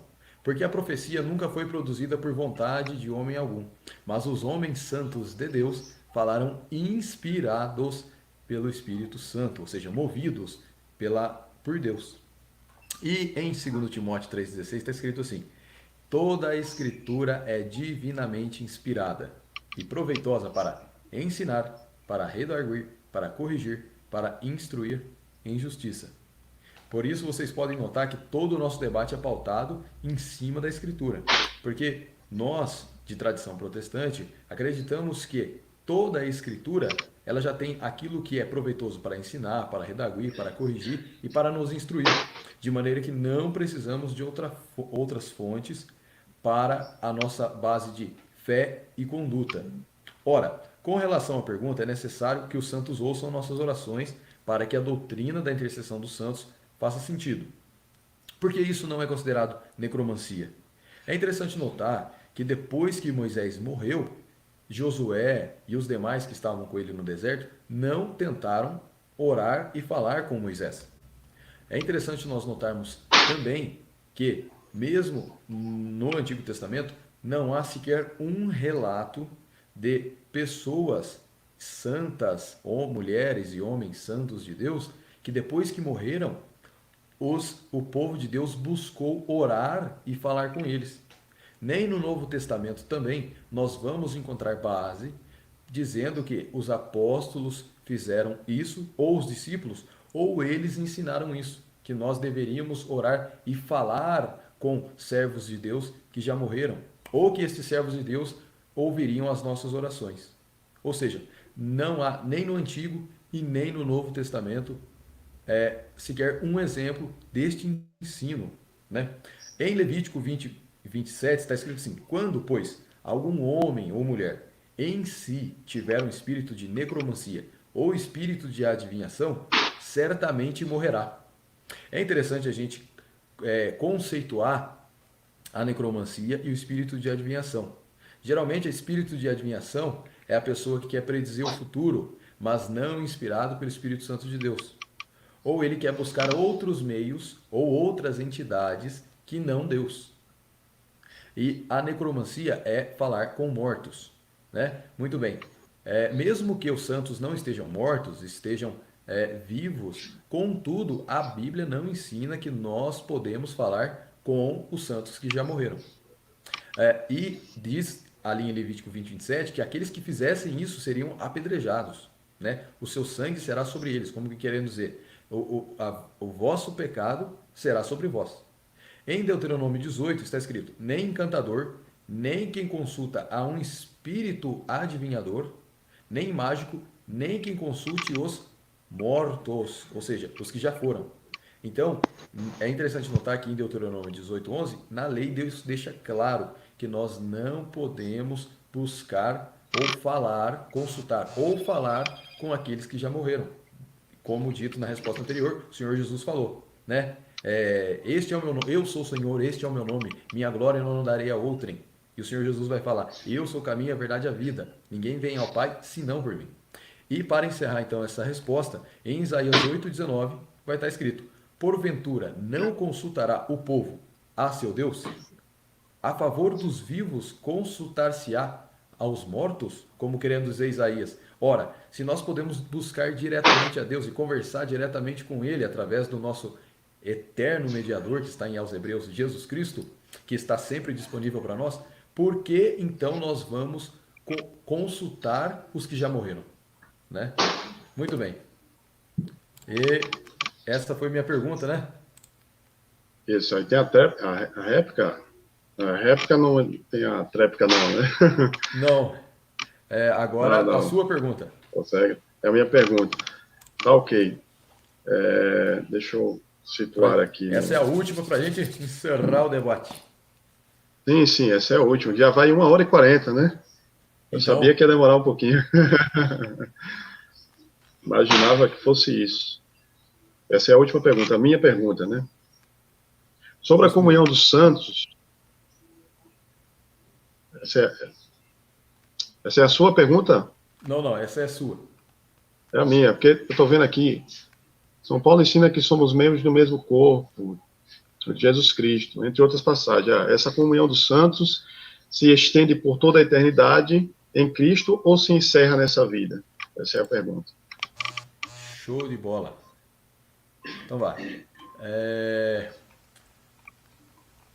essa pergunta, ela leva em consideração a doutrina da comunhão dos santos, né? Que a Sim, Igreja Católica acredita que a Igreja glorificada, a Igreja triunfante, ela está em plena comunhão com a Igreja militante, a comunhão dos santos. E para que ocorra a intercessão dos santos, necessariamente tem que existir a comunhão dos santos, ou seja, o corpo de Cristo, que é a igreja, tanto a igreja militante presente no corpo físico aqui na terra, quanto a igreja triunfante que está no céu, segundo a doutrina da Igreja Católica, ela tem que estar em comunicação, em comunhão, né, para que haja intercessão. Ora, a pergunta em si é: essa comunhão dos santos se estende por toda a eternidade em Cristo ou se encerra nessa vida? Como querendo dizer, a pessoa que morre cessa de participar do corpo de Cristo? Né? É interessante nós notarmos que em Romanos 12, 1, 2, quando fala, né, do corpo da igreja, né, ali em Romanos, é interessante nós notarmos que o início do capítulo de Romanos 12 vai estar escrito assim, versos 1 e 2: rogo-vos, pois, irmãos, pela compaixão de Deus, que apresentei os vossos corpos em sacrifício vivo, santo e agradável a Deus, que é o vosso culto racional. Ora, aqui já começa dizendo que vossos corpos em sacrifício vivo. Então aqui ele está dizendo ele está falando com aqueles que estão vivos, presentes no corpo. E não sedes conformados com este mundo, mas sedes transformados pela renovação do vosso entendimento, para que experimenteis qual seja a boa, agradável e perfeita vontade de Deus. Então, Romanos 12 já abre mostrando com quem Paulo está falando. Né? E aí, no mesmo capítulo, do verso 4 ao 8, está escrito: porque assim como em um corpo temos muitos membros, e nem todos os membros têm a mesma operação, assim nós, que somos muitos, somos um só corpo em Cristo, mas individualmente somos membros um dos outros. Aí é interessante nós notarmos que, de fato, somos membros de um mesmo corpo. Porém, Paulo inicia falando que esta igreja é a igreja presente na terra, não que não exista comunhão, existe sim, os salvos, eles estão em plena comunhão com Cristo, mas esta passagem não ensina que os salvos intercedem pelos vivos aqui na terra. Tanto que Paulo vai tratar em dizer dos dons. Então, nesta passagem de Romanos 12, o foco não é falar da comunhão entre a igreja triunfante e a igreja militante, mas sim dizer e falar tão somente da igreja militante, ou seja, a igreja que está na terra, e os dons que operam no seio dela. De modo que, tendo os diferentes dons, segundo a graça que nos é dada, se é profecia, seja ela segundo a medida de fé. Se é ministério, seja ministrar. Se é ensinar, que haja dedicação ao ensino. Ou seja, não faz sentido aqueles que já se foram profetizarem, ministrarem, ensinarem, exortarem, até porque isto concerne àqueles que ainda estão vivos. 1 Coríntios 12:1 vai dizer: acerca dos dons espirituais, não quero, irmãos, que sejais ignorantes. Ou seja, já no início de 1 Coríntios 12, fica claro qual é a intenção daquele capítulo. Dons espirituais. E Paulo quer dizer, não quero que sejais ignorantes, quero que vocês tenham conhecimento sobre esta questão. Então, no verso 26 ao 28 de 1 Coríntios 12, Paulo vai dizer, de maneira que, se um membro padece, todos os membros padecem com ele. Ora, como eu vou saber se alguém está padecendo? Eu não tenho conhecimento daqueles que estão, segundo a doutrina da Igreja Católica, no purgatório ou no céu. Para que eu padecesse junto com este membro do corpo, eu teria que saber de fato onde ele está. Porque a passagem aqui diz, se um membro padece, todos os membros padecem com ele. Então aqui vemos mais uma vez que está tratando da igreja enquanto presente na terra. Aí continua, e se um membro é honrado, todos os membros se regozijam com ele. Ora, vós sois o corpo de Cristo e seus membros em particular. E há uns, pois Deus na igreja, primeiramente apóstolos, em segundo lugar profetas, em terceiro doutores, depois milagres, dons de cura, socorros, governos, variedades de línguas. Mais uma vez, a gente vê que todos estes dons são manifestos na igreja terrena. Mais uma vez, não fala da comunicação entre os aqui estão na terra, a igreja, e os salvos que aguardam a vinda para a ressurreição junto de Cristo para entrarem no céu. Não, porque milagre, dom de cura, socorro, governo, isto é tudo para ser manifesto na igreja terrena. Então, temos aqui Coríntios, 1 Coríntios 12:31, portanto, procurai com zelo os melhores dons, e eu vos mostrarei um caminho ainda mais excelente. Né? Aí, 1 Coríntios 13:8, que é a parte da caridade, vai falar, a caridade nunca vale, mas havendo profecias, serão aniquiladas, havendo línguas, cessarão, havendo ciência, desaparecerá. Porque em parte conhecemos e em parte profetizamos, mas quando vier o que é perfeito, então o que o é em parte será aniquilado. Como querendo dizer, agora profetizamos, agora temos ciências, agora temos línguas, mas quando formos para o céu, não necessitaremos de nada disso. Né? E 1 Coríntios 13:13 então encerra dizendo, agora pois permanecem a fé, a esperança e a caridade, estas três, mas a maior destas é a caridade. Muito bem, então entendemos que existe sim os que morreram salvos em Cristo, dormiram em Cristo, estes têm plena comunhão com Cristo, porém não intercedem. Conforme estas passagens nós podemos ver dentro do contexto, estas passagens elas não falam de uma comunicação ou de uma intercessão de pessoas que já se foram para pessoas que ainda estão aqui. Marcos, cita a última passagem aí para mim, por favor, que você falou. 1 Coríntios 13:13. Agora, pois, permanecem a fé, a esperança e a caridade. Estas três. Mas a maior destas é a caridade. Obrigado. Então, só para terminar, né, a réplica, né? E o que a gente acredita, né, o que a igreja acredita, como você falou, né? Como eu tinha dito várias vezes, claro que a pregação apostólica ela está sendo designada à igreja terrena, a nós que estamos aqui neste mundo, até porque era o início da pregação do Evangelho, era o início da anunciação, né, da salvação por Jesus Cristo pela igreja. Né? Mas dentro desse anúncio, dentro dessa pregação, vai se revelando coisas que serão eternas, que não se acaba depois da morte. É nisso que nós acreditamos. Essa é a grande diferença. Porque o que eu percebi, eu acho, Marcos, que eu percebi foi o seguinte, na sua fala, é como se a morte tivesse um poder de rompimento.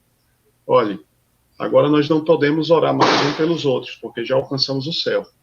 É mais ou menos isso que eu entendi. Né? Quem salvos não pode orar mais, que estão diante de Deus não vão orar mais, porque não precisam mais de oração, não precisa mais de intercessão um pelos outros. Só que para nós católicos, essas revelações de intercessão, ela não para aqui nessa vida. Ela não para aqui nesse plano. Ele continua, mas não para eles mais, porque eles já estão nos céus. Os santos, os justos, os mártires já estão nos céus. Esse é o nosso entendimento católico. Não são eles que precisam mais de oração. Somos nós que precisamos de oração. As orações deles são orações de glorificação, de louvor. Santo, santo, santo é o Senhor Deus do universo, né? Como é citado em Apocalipse, né? Que os santos estão lá diante de Deus, orando e clamando e louvando a Deus sem cessar. Mas, como disse você, na última passagem que você citou, a maior delas é o amor. Então, se eles estão unidos a Cristo, se acreditamos que eles estão unidos a Cristo nos céus, né? E se a maior obra é o amor, eles não deixarão de orar por nós aqui na terra. É nisso que a igreja acredita. Que a caridade e o amor não se encerra quando o nosso corpo é sepultado. Mas mesmo as nossas almas no céu, diante de Deus, a igreja militante, aliás, a igreja triunfante vai orar pela igreja militante. Você falou sobre o purgatório, né? Você citou muitas vezes sobre o purgatório, que o purgatório não está na Bíblia. Esse seria um tema para um outro debate, né? Mas eu vou deixar, assim, referências bíblicas para quem quiser, para quem está assistindo, porque aqui o tema é a intercessão dos santos, e essa intercessão dos santos, ela, claro, para nós acreditamos que serve tanto para a igreja militante, tanto para aqueles que estão no purgatório. O celular está descarregando, estou com medo de deixar na mão, já está chegando o final do debate. Então, a nossa referência de purgatório, quando fala lá em 1 Coríntios 3,15, né, se a obra de alguém se queimar, sofrerá detimento, mas será salvo, todavia, pelo fogo, porque o purgatório para a gente, para nós católicos, é um estado de purificação. Estou com medo do celular descarregar, tomara que não descarregue. É um estado de purificação. Vamos fazer o seguinte, Ronaldão, a gente deixa combinado para a gente fazer uma outra live debate sobre o tema purgatório. Sobre o purgatório. Pronto, ótimo. E para terminar e finalizar a réplica, né? Paulo diz lá em Romanos 8, 38 e 39, porque para nós não se encerra essa intercessão aqui. Eu estou convencido de que nem a morte, nem a vida, nem qualquer outra criatura poderá nos separar do amor de Deus, manifesto em Cristo Jesus, nosso Senhor. Se a morte interrompesse tal comunhão com Cristo, né, a comunhão dos santos com Cristo, isso significaria que a morte seria mais forte que o amor. E o maior delas é o amor. Né? Que a vida e a vitória do nosso Senhor Jesus, né, seria maior do que isso, né? De que a vida e a vitória do nosso Senhor Jesus. Mas Cristo é mais forte que o inferno. Morte, onde está a tua vitória? Onde está o teu guilhão? Então, quando morremos com Cristo, com ele estaremos no céu. É assim que acreditamos, porque logo que morremos, somos julgados. É assim que nós acreditamos. Portanto,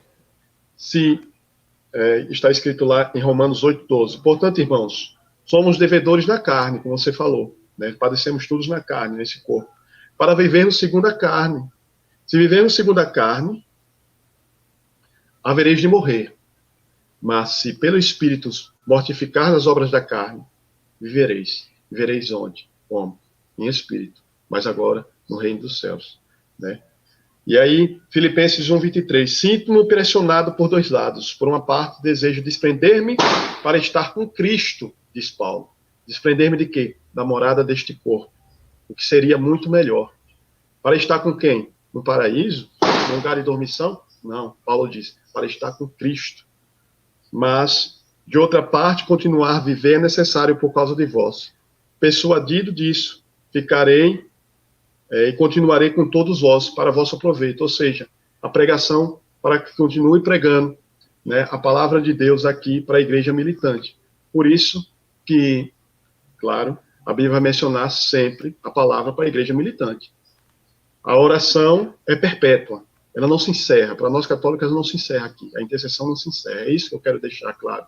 É isso que a doutrina católica quer deixar claro. que os santos continuam a orar por nós no céu. É isso aí que a igreja ensina. E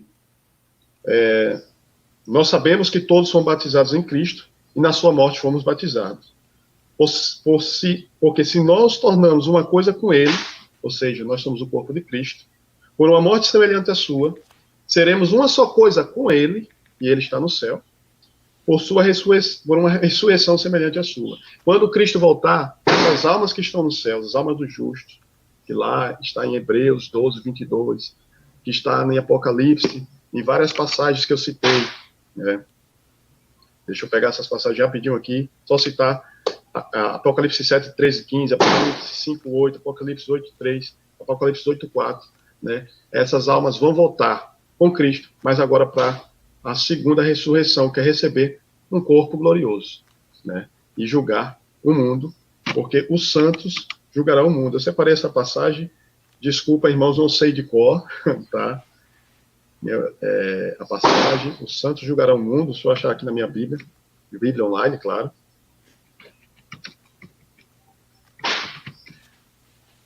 Os santos julgarão o mundo. 1 Coríntios 6, 2, né? Ou desconheceis que os santos julgarão o mundo. Ou seja, quando Cristo voltará com esses santos, para receber eles agora um corpo glorioso, como o corpo de Cristo. E é isso. Eu acho que o nosso debate foi proveitoso. 6% aqui, eu não tenho como carregar ele. Deixa eu ver se eu consigo carregar. Beleza. Pra não ficar Ronaldão, feio, né? dê suas considerações finais, por favor. Sim. Deixa eu voltar aqui. A gente vai fazer o seguinte. Senão não vai ter consideração final. Na próxima a gente vai colocar no máximo 5 minutos, senão o povo vai tudo embora. Será? Mas aí vai ficar no YouTube, né? Os debates do Padre Luiz Toro, eu até passei para você lá no grupo, são interessantes dele, passam mais de 3 horas de debates e tem mais de 1 milhão de visualizações. Né? Rapaz do céu. Então, espero que esse debate foi por crescimento espiritual, tanto nosso, né, porque nós estamos em busca da verdade, tanto você, quanto eu também, como cristão, afinal somos cristãos, tá? Isso sirva de exemplo, que é possível dialogar. Ok, é possível dialogar um católico com um protestante, né? Um defendendo a visão, né? Eu estava dizendo aqui, não sei se você ouviu, né? Que é possível dialogar. Um católico e um protestante é possível dialogar, né? Não vale um católico ficar só acusando um protestante, ou um protestante ficar acusando um católico, sem conhecer uma doutrina do outro, né? Sem entender o que o outro pensa. Por que não parar para ouvir uns aos outros, né? E o católico, eu deixo um recado aqui para os meus irmãos católicos, que busquem conhecer a doutrina católica. Se você é católico, busque conhecer a doutrina da sua igreja. Não seja um católico preguiçoso, né? Porque, me desculpa falar, Marcos, mas existem muitas seitas, e você vai concordar com isso, que hoje não se ensina mais o evangelho. Está se ensinando mais cura, é apenas libertação. Venha para a minha igreja, né? Que aqui você vai ter a cura, a libertação. Então, busque conhecer a essência da doutrina da sua igreja, a doutrina do evangelho, né? Que é porque, como diz lá em 1 Timóteo 3,15, a igreja é a coluna sustentável da verdade. Então, busque, especial para os católicos que eu estou falando, busque conhecer a doutrina da igreja. Como eu tenho buscado, tá? Tenho buscado todos os dias, através da Bíblia, através do Evangelho. Essa é a minha consideração final, e que todos sejam abençoados pelo nosso Senhor Jesus Cristo e fiquem em paz, né? E busquem o conhecimento da verdade, clamando sempre o Espírito Santo. Amém? Amém. Louvado seja Deus. Então, agradeço ao Ronaldo que aceitou participar desta live debate. Creio que muitos, tanto da ala protestante, tanto quanto da ala católica, quanto até pessoas que não professam alguma fé dentro do cristianismo, ou que são ateus, ou que são islamitas, vão ser edificados de maneira que entenderão a doutrina e entenderão os pontos, as posições de cada um que aqui expusemos. Agradeço ao Ronaldo, já está marcado então, depois a gente anuncia a data da próxima live Sobre a debate. purgatório. Agora o tema vai ser purgatório. Aí nós, só para encerrar, Ronaldão, eu tinha lido e não falei. Ó, Sim, sim. em Apocalipse 6:10 fala que eles clamavam e diziam assim: ó, até quando não julgas o nosso sangue?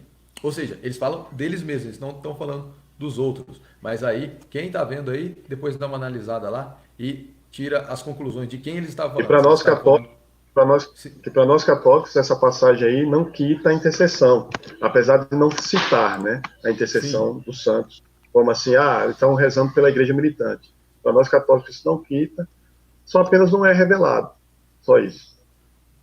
muito bem. E aí tem um termo nós, ele fala assim, o nosso sangue. É como eles falando de si mesmo, não falando de outrem, Sim, né? sim, Aí sim. depois, quem quiser, pega aí em Apocalipse 6 e 9 e pega o capítulo inteiro também para ler o contexto e ver o que está sendo dito ali. Ronaldo, Deus te abençoe de estar junto. Foi um prazer Beleza aí. conversar, jogar com você, Show de e bola. que nós, E é de importante. exemplo, Sim, é isso que eu ia falar. É importante que existe uma máxima no Brasil que diz: futebol, política e religião não se discute. Mentira. mentira, Discussão isso aí é, é briga, é discórdia. Eu posso até discordar da pessoa, só que eu tenho que sim, respeitar. Essa é sim, uma questão sim, importante. É como disse o biógrafo de Voltaire: eu posso discordar de tudo que você disser, mas lutarei até a morte para que você tenha o direito de dizer aquilo que pensa, né? Então, é desse jeito. Se eu não me abrir para entender, se eu não souber ouvir, como é que eu vou estabelecer um juízo? Como é que eu vou entender o que o outro pensa? fica Né? claro aqui que em nenhum momento eu quis impor a você a doutrina que eu creio, e nem você quis me impor, Justamente. né? O que acaba em discussão é quando você quer impor, né? Justo, Não, porque você justo. está errado nisso, está errado naquilo, né? E não é assim que funciona o diálogo. Não, não, o nosso É dever o diálogo aqui não é impor, é expor. é expor, exatamente, com respeito, né? Com Justo, respeito sempre. justo. Né? Aí, para cumprir ali o 1 Coríntios 13:13, é a caridade. Não adianta nada E ciência, né? E falar, aí sabe isso, mas e aí a caridade? isso, é verdade. Tá Eita, bom, meu irmão Marcos?